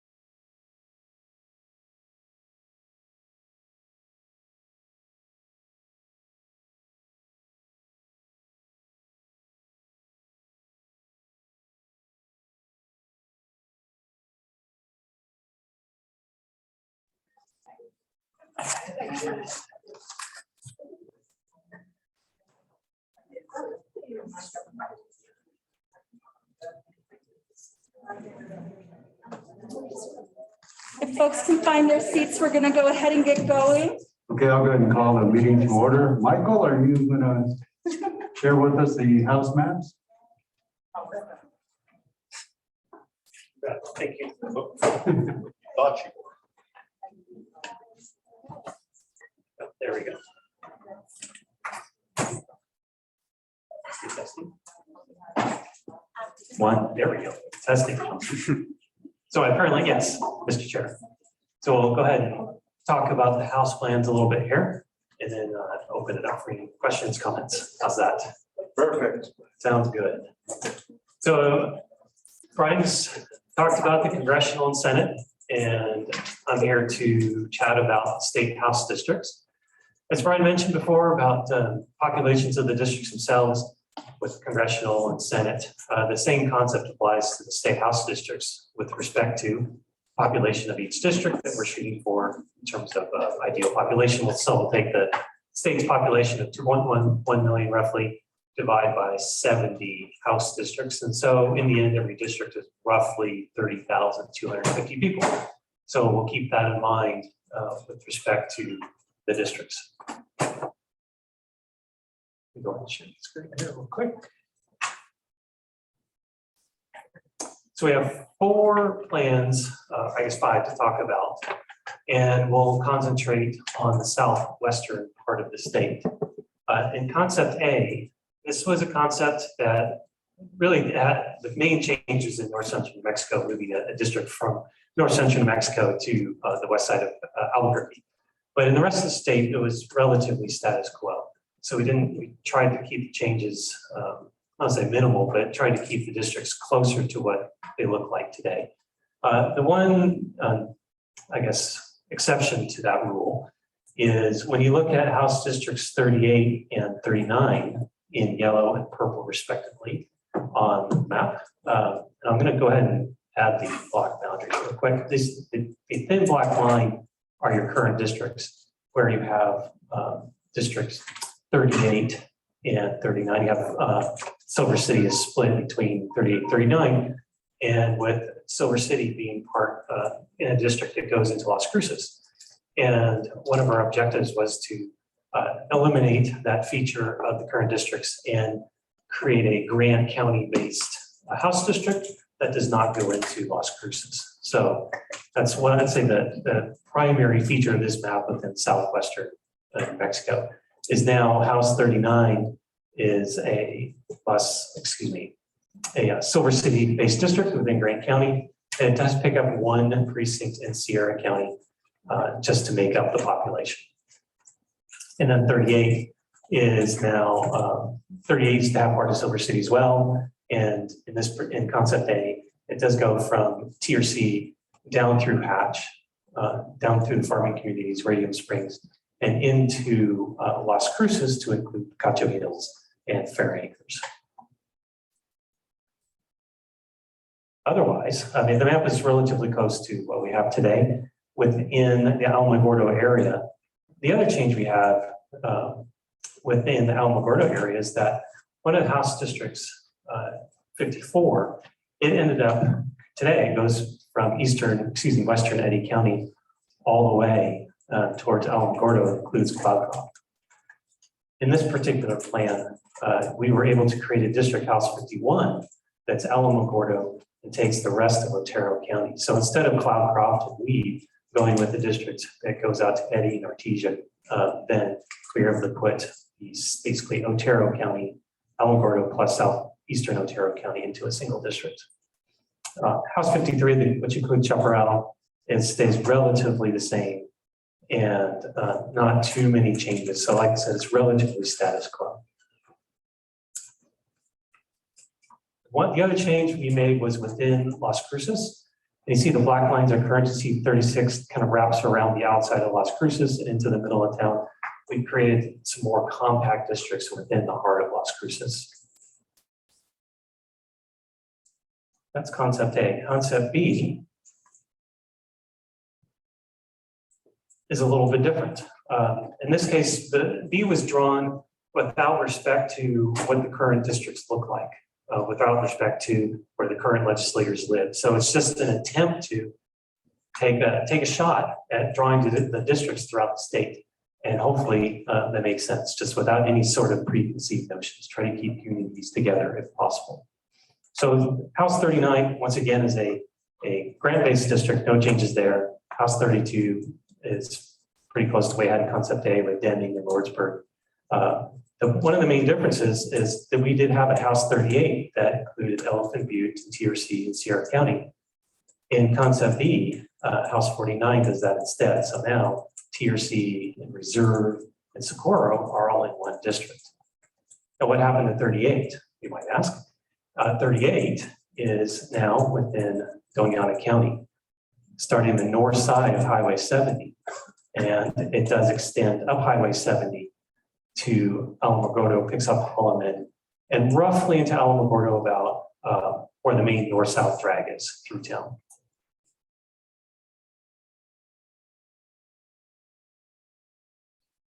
With respect to House 36, in your current districts, House 36 is kind of on the other side of I-25.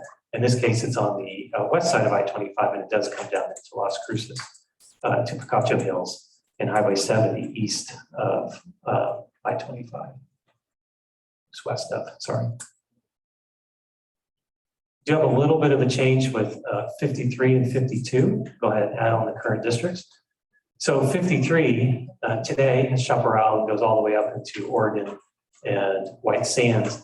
And we thought, well, could we create a compact House 53 that stayed on the southern border of New Mexico? So House 53 does include Chaparral and into Anthony. And House 52 today, you see the black line here, goes all the way down into Anthony and just north of Santa Teresa. So 52, instead of going down towards Santa Teresa, is more of a Vado kind of southern university, Southern Las Cruces University district. House 33 is roughly the same, does expand out a little bit because it lost some of the university area. House 35 is similar to what we have today, except it does not cross I-25. And House 37, today it does cross I-25, but in this particular case, it does not. And it does end up expanding a little bit to include White Sands.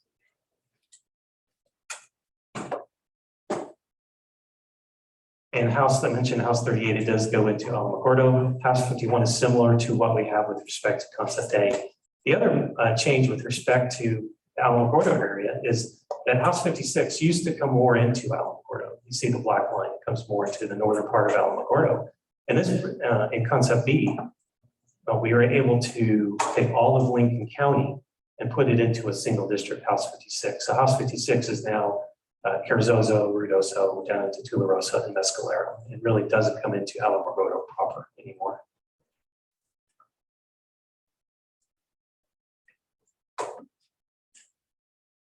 In Concept C, this is similar to B in the southwestern part, in that House 49 includes Sierra County.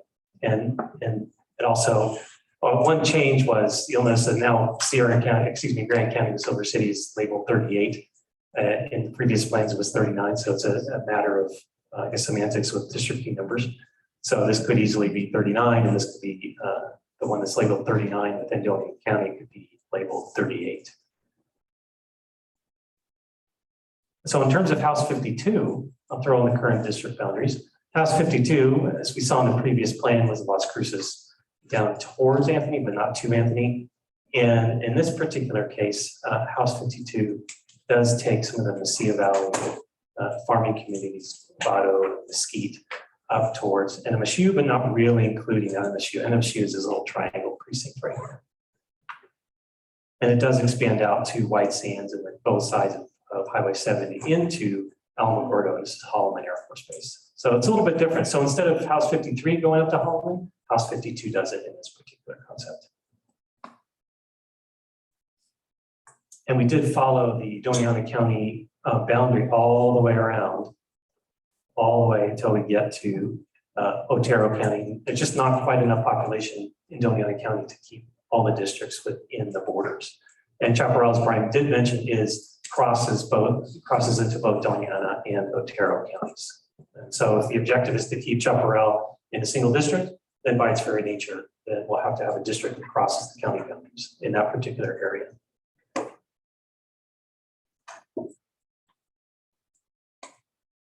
Concept D, we have, again, a little bit different look to that Silver City district. Instead of going towards TRC, Silver City is now paired with Lordsburg. And so you have a Lordsburg Silver City district. Well, when you move Lordsburg from the Southwestern District 32, that means 32 is too small. And it has to pick up population from somewhere. And so we have Animas is paired with Deming. And then to get that extra population, you do have to go into Las Cruces a little bit, into Picacho Hills and Fair Acres to the river. This boundary is the Rio Grande. So it's a little bit different take on the Southwest with respect to House 32 and that Silver City district.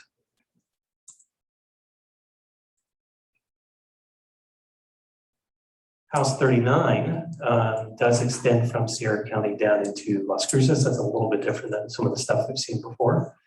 And House 52 does include Las Cruces on the east side of I-25. It does go up into Holloman Air Force Base and then into Alamogordo, the main north-south highway that goes through town. In terms of House 53, they include Chaparral, and it does have part of Anthony, and it does go north into Otero County a little bit, just roughly, I think it's Bulls Acres. And it doesn't really go as far into Alamogordo area as it used to. It does not have Holloman anymore. And House 34 is a Summerlin Park, Anthony, and Summerlin Park, Santa Teresa, Anthony district.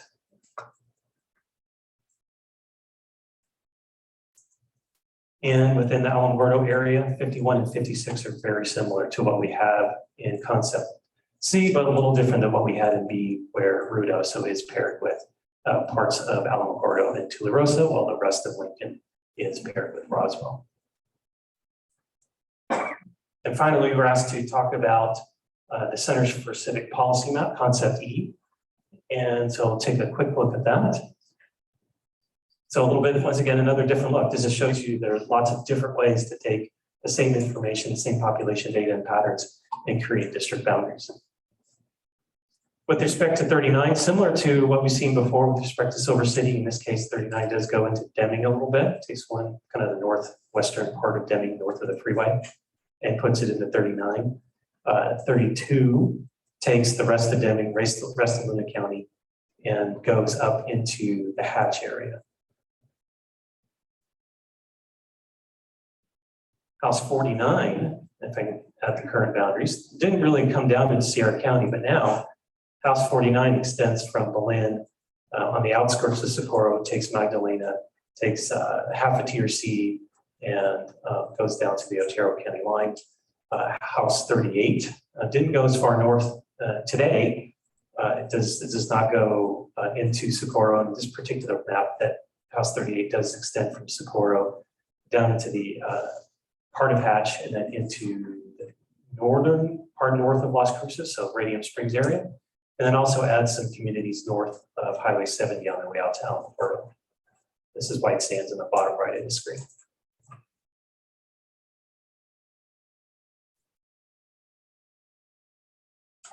So within Las Cruces, it's similar to what we have today. You can see the black lines. It's just modifying the boundaries a little bit to try to equalize the population. House 36 does take a little bit more population outside its current boundaries on the west side of the freeway, but it still comes down into the west side of Las Cruces. And House 30 is still central. House 37 is still kind of a eastern, east of I-25 district primarily. And one change is that House 53 does includes the Hub Chaparral, does not go into Anthony. This is I-25 as the border. But instead of going up into Alamogordo, it does go into Las Cruces to Sonoma Ranch Boulevard with respect to House 53. In the Alamogordo area, we do have 3 districts where 54, as it does today, does extend from Eddy County out into Otero and then kind of wraps around Alamogordo and picks up most of Tularosa. Whereas House 51 is a Alamogordo district and House 56 is a Ruidoso kind of Cloudcroft Weed district. And it does include all of Lincoln County. So I guess in a nutshell, those are some brief descriptions of the 5 house concepts we've been asked to talk about. Thank you. Any questions from the committee? Mr. Chairman, just one quick question, Michael. On concept B, what are the boundaries for House District 49? Mr. Chair, Committee Member Sanchez, the boundaries for House 49. On the southern side, this is Catcher County.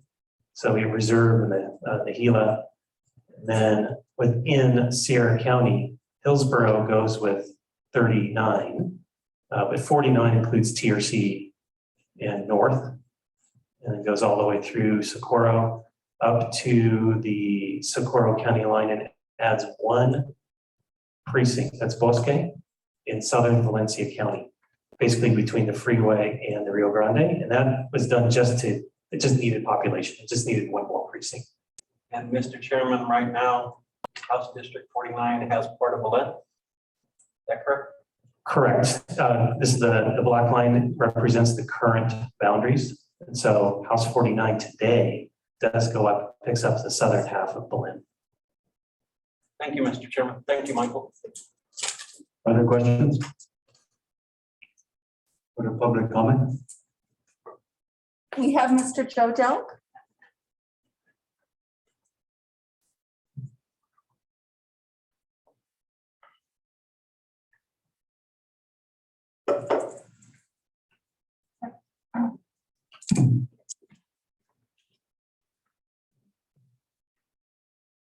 Good afternoon, Mr. Chairman. Thank you. And members of the committee, thank you. I may have put my X on the wrong. That's okay. But I would like to address the CD2 boundaries for that you're looking at. With all that I've heard today, and all valid concerns, and you're going to have a big job on your hands to sort all that out. And but what I'd like to ask you is to not lose sight of agriculture in the mix here. There's agriculture all over New Mexico, as you all know, but here in the southern part of the state, we are predominantly federal lands on the ranching side of things. And there always seems to be some challenges within the federal lands management agencies dealing with the ranches and the ranchers that are trying to make it work. And I just would like to see that CD2 remain somewhat in a similar configuration, because the representative that we have is going to have similar issues regarding federal lands and the ranching people all across the southern part of the state, and also some of the forest lands also. And I've been involved in a lot of these issues and the work we've done to help ranchers hold their own amidst an environment that is trying to remove them from the land in a lot of respects.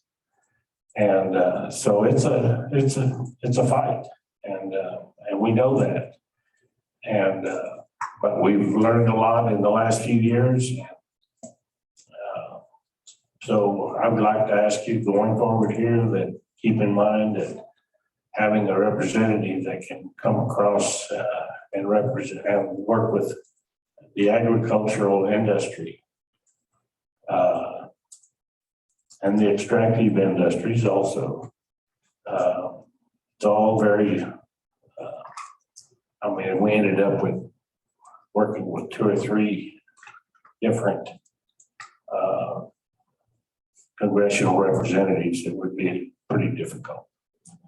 So that's kind of what I'd like to ask you to do, is keep all that in mind as you balance everything else that you've got to work with here. So thank you very much. Sir, can I ask you a question real quick? Mhm. We had a rancher that came last time we were in Las Cruces, and he was from Hidalgo County. I just wondered if, what county you're talking about when you're thinking about federal land ranching down here in southern New Mexico. Well, it's everything from Hidalgo County to the east side of the state. Lee County, they've all got federal lands over there. And it's all a lot more deeded ground over on that side of the state for sure. But the federal lands issues are they come across all across the state. And Grant has a lot of federal land. Catherine does for sure. Socorro, all of them across to the east side of the state. And it's a challenge to work with federal agencies, and we've all come to learn how to do that and learn what works. And we've enjoyed the representation from a single representative in the past, and it's really been very effective. Working with, while they're in Washington, they can go work with the representatives of BLM and Forest Service and such up there, and it's just really been a big help. I asked a question also of the rancher that was here about the loss in population.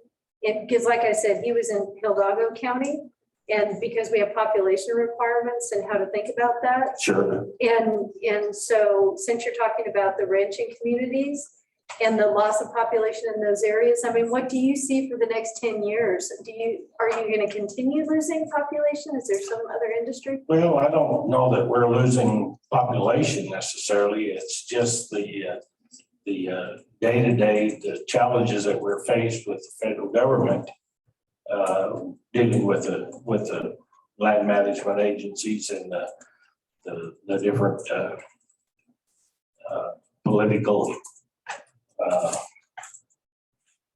issues that come up with different presidents and such. And so I think it's important that we be able to work with everybody, but also keep in mind that in the agricultural industry, and I'm talking about the farming community as well as the ranching community, and the supporting industries of those folks. They work, a lot of people have jobs in that industry. And I know these folks here in this valley. I served on the Doñana Soil and Water Conservation District for 9 years. And our biggest issue in this valley is flood control. There's 100 flood control dams in this watershed from Sierra County down to the Texas line. And we've worked, yeah, you talk about a challenge working with flood control dams and flooding in this valley, that were a lot of these dams were built 60 years ago to protect farmland, and now they're protecting homes and residential areas. And I was instrumental in helping the folks in La Union. They've had 2 pretty devastating floods in the last 5 or 6 years down there, and we helped them form a watershed district, which gives them they became a governmental agency, so to speak, and they're able to represent the people of La Union and go to the legislature and work with other agencies and the legislature, trying to find money to do what they need to do. And before that, it was they couldn't find any help, but now they're in a better position. Working with local government has a lot of power for these folks in this areas like this. Get down in this valley, it's can be pretty devastating when it gets bad floods. Hopefully it doesn't rain that much, but when it does, it usually lets the bottom out. So anyway, I'll leave it there unless you have some other questions. No, thank you though. You bet. Thank you, sir.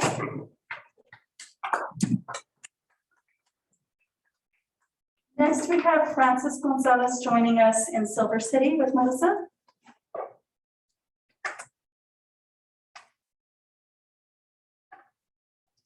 She's able to unmute whenever she likes. Melissa, did you catch that? You can unmute whenever. Okay. Thank you, ma'am. Thank you.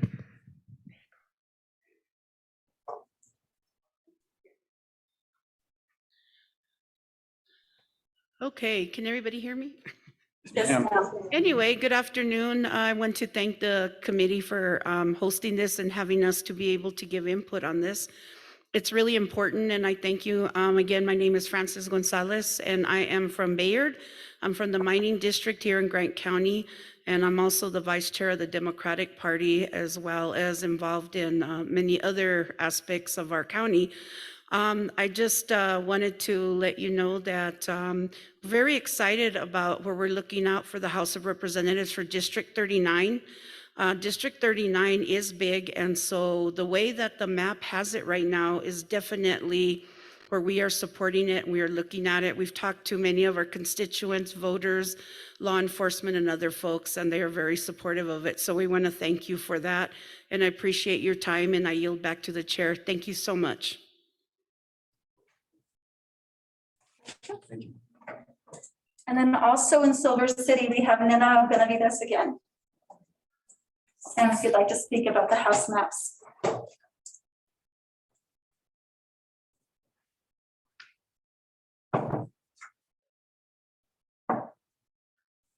Good afternoon once again. Thank you for the opportunity. My name is Nena Benavides. I'm the community organizer for New Mexico Cafe here in Grant and Hidalgo counties.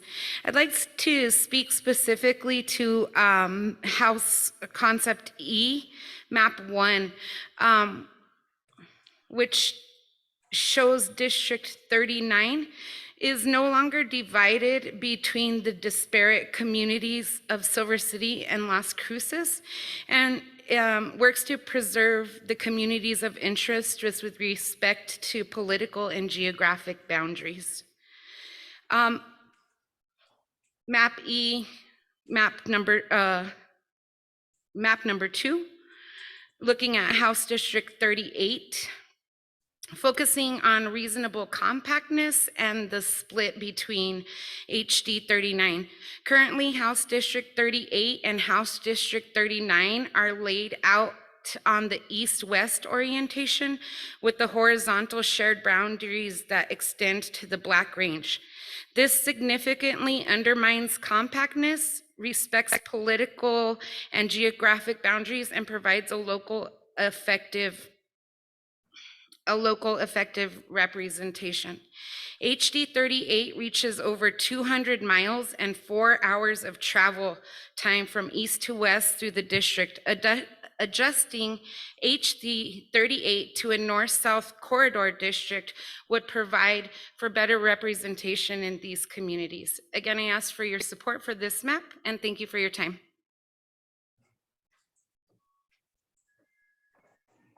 Next, we have Ms. Viviana Arcienega.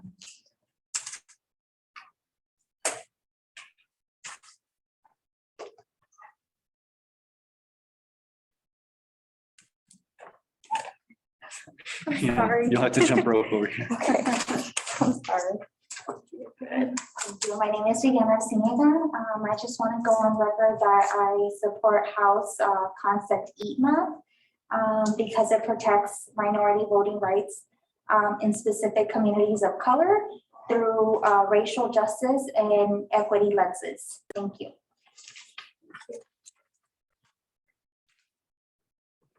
We have Renee Beltran again. Thank you.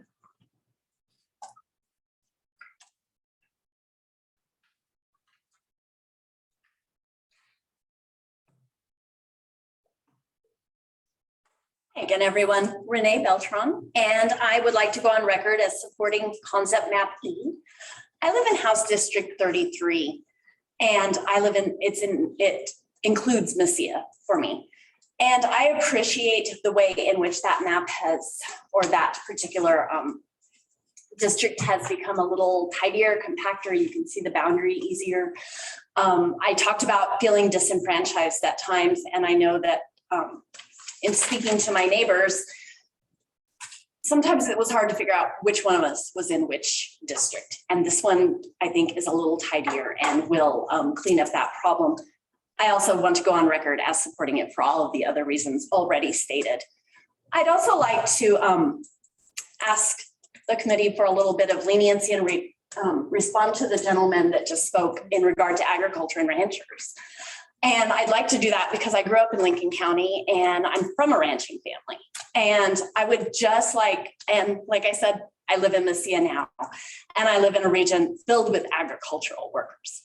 And for every one rancher that's concerned about this, there's going to be countless workers and individuals who are impacted. Same for farms. And so I don't want to let that go unstated, that there's lots of people here impacted that can work in similar industries but have different living experiences. And I would like for those to be represented very completely. I think these maps do a nice job of it. Thank you.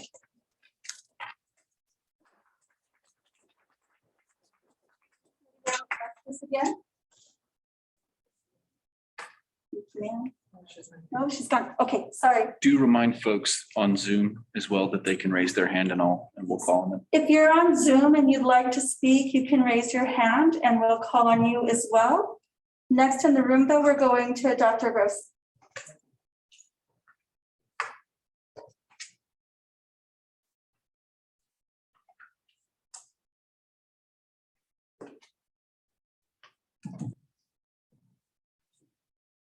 First of all, I'd like to really give you my appreciation, show my appreciation for what you've done.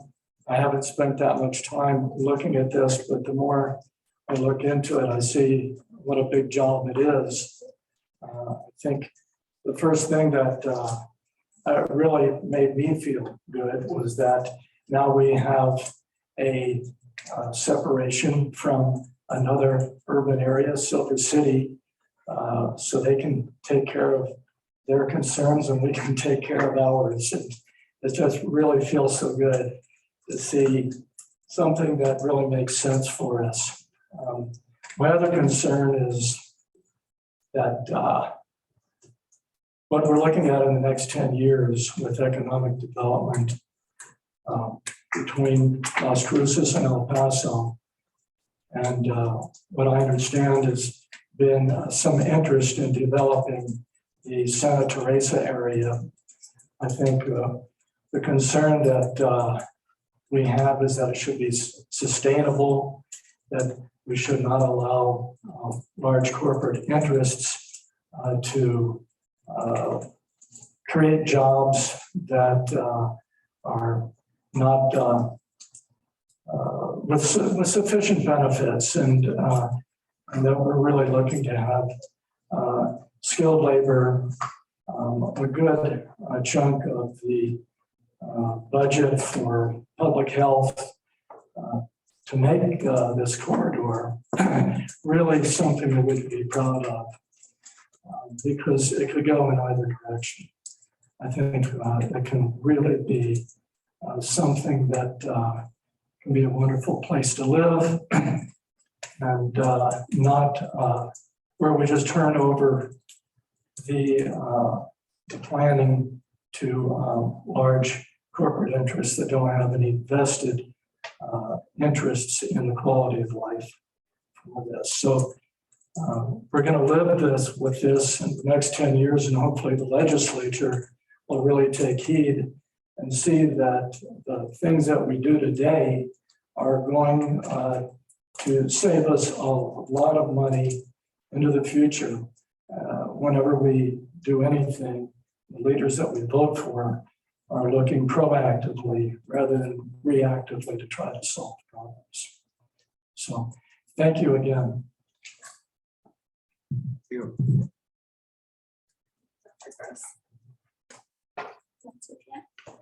We have Ms. Rosalba Ruiz.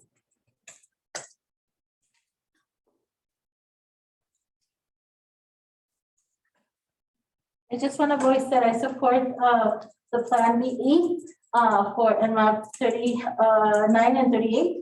But I also want to second what Dinesh said. And for the people that said that they were the landowners, the ranchers. And I think that maybe in the past that they said, oh, they have issues and all this stuff, but they have the right to vote. But who actually runs and does the hard work in the ranches is the seasonal workers. So by being seasonal workers, they don't have a right because they don't have a land, or then they can't because of the living conditions. They have to be moving according to the different crops that you have. So really, if you're talking about New Mexico, is that giving people a dignified life? Okay, so that's, so yeah, okay, for centuries or whatever, or well, not centuries, but for more than 100 years, we have ranchers, yeah, great, but who does the work? And if you're talking about equity and you're talking about change, these are things that you also have to take into consideration. Thank you. You're popular.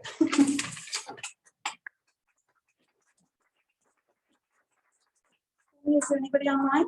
No, ma'am. We have one more person here, and that's Miss Daisy Maldonado. Oh, and two more people.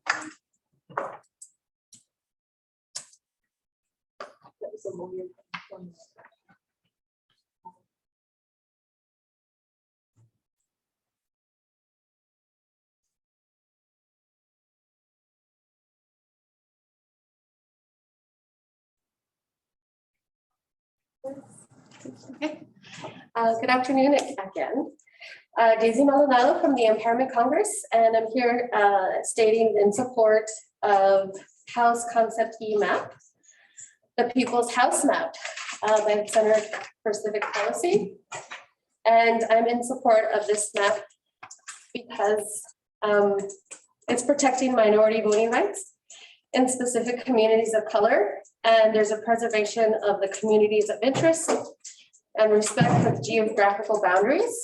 And I did want to speak also, as well as Renee did, about the farming and ranching communities. And in response to La Union specifically, we've also, Empowerment Congress has worked there. And two of our longstanding leaders are part of the watershed, as well as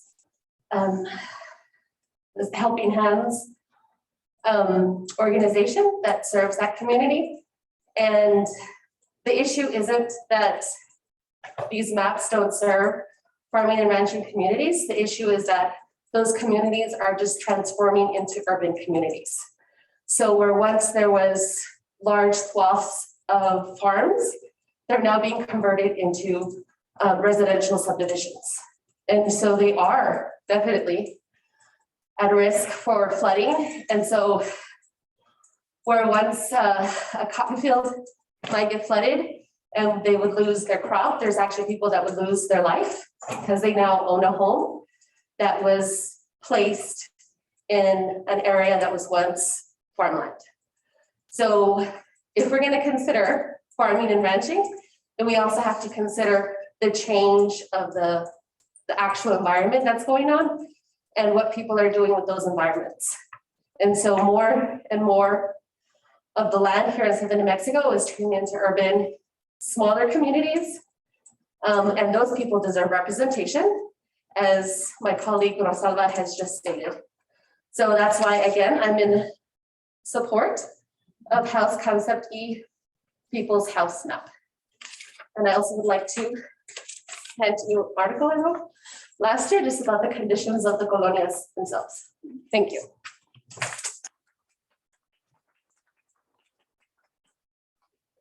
Next, we have Uriel Rosales, and then we have one more person. Thank you. Thank you.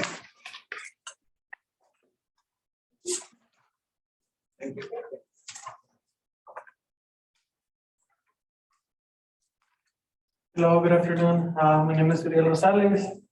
I just wanna voice what Viviana, Daisy, Renee, Nena have said.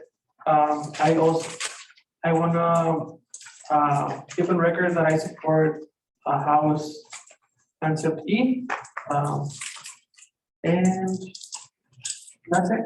Thank you. Next, we have the Reverend Carolyn Wilkins. And we also have Fred Kennan online as well. Fred Kennan online.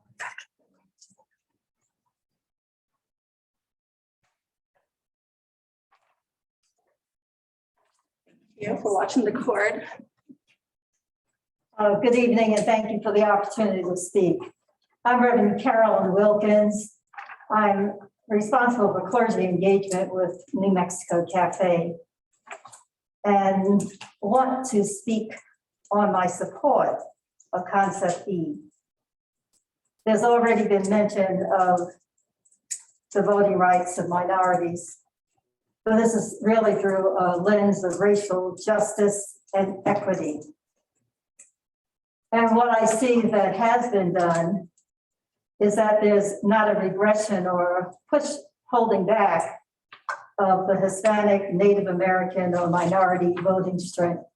So I appreciate the fact that that has been looked at, although I don't necessarily see representation so much of our Native American sisters and brothers in this room.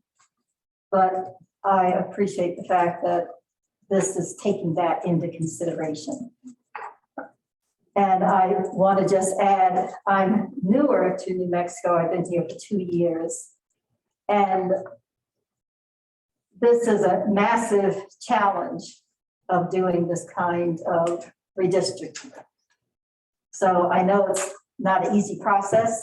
I appreciate you going through the process, but I more so appreciate you opening the mic to the people who are affected.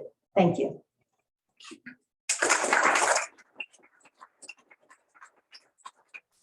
Joining us from Zoom, Mr. Fred Kennan, and then we're circling back to Silver City. Mr. Kennan, I've allowed you to speak. Hello, can you hear me? Yes, sir. Yeah, I would like to point out that the agriculture community makes up about 2% of the population, and the other 98% are people that are not directly connected to the agriculture industry. They are people that are living in medium-sized cities, small towns, in neighborhoods. And that the agriculture community, while we all appreciate the hard work and service that it provides, historically, they've enjoyed an outsized voice in representation. And I think that the committee should keep that in mind. Thank you. Thank you, sir. Next, we have Mr. Matthew Reynolds from Silver City. Sir.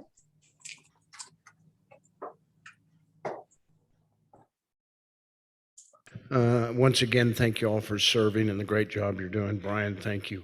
I just wanted to tell you that the citizens of Grant County are really grateful that you have put District 39 in one county.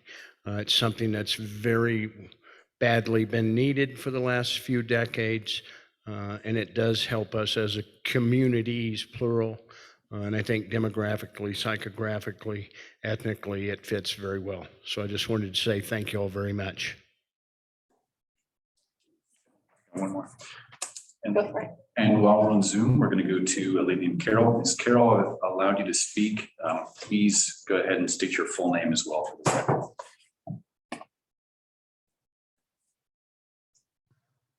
Hi, can you hear me? Yes, ma'am.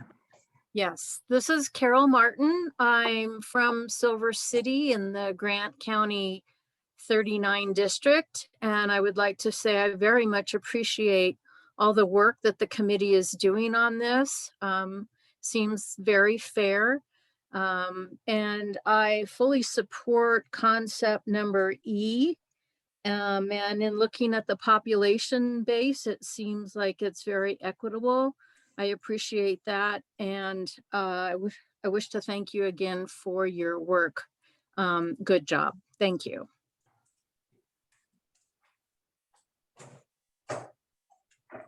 Is there anybody else in the room who would hope to speak about the Senate maps but didn't have an opportunity to sign in? House maps, sorry.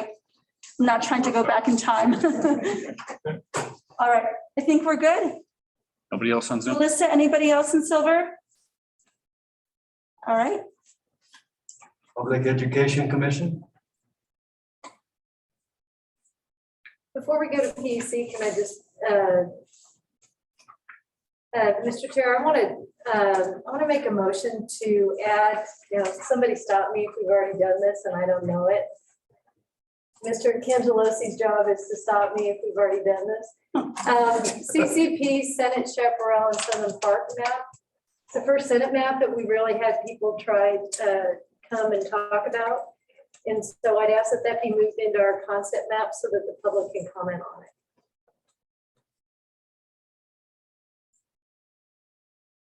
What is the map number? It is P5100. Okay, it's been moved to have PCP Chaparral concept map pushed forward for public comments. Map P5100. Is there a second? I'll second.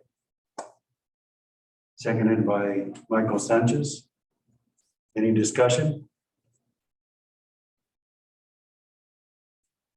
There being none, all those in favor signify by saying aye. Aye. Aye. Anybody opposed? Anybody abstain? Passes unanimously.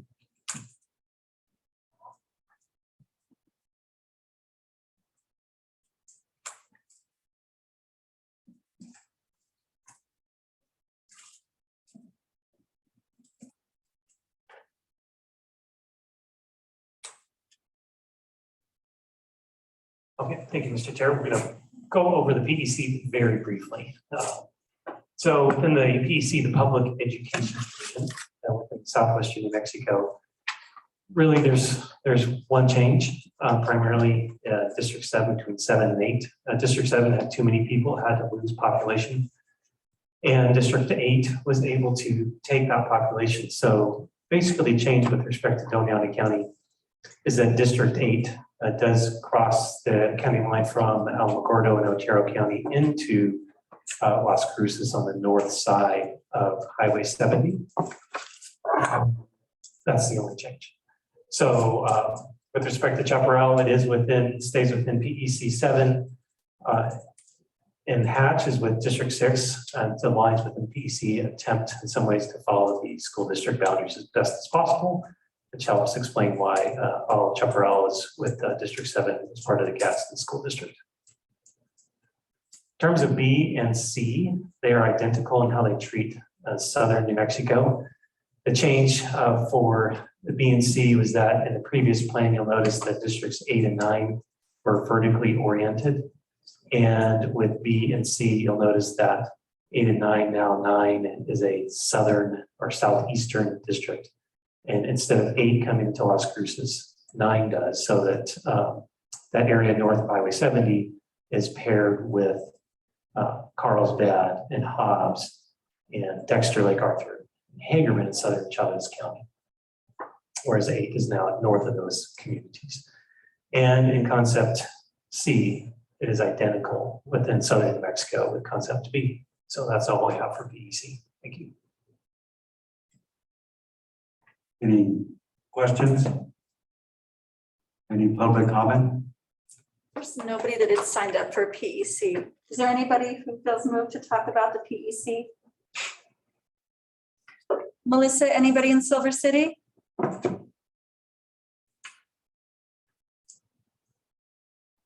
Sunny, anybody on Zoom? No, ma'am. Committee, any other items for us to consider? That being the case, we're adjourned.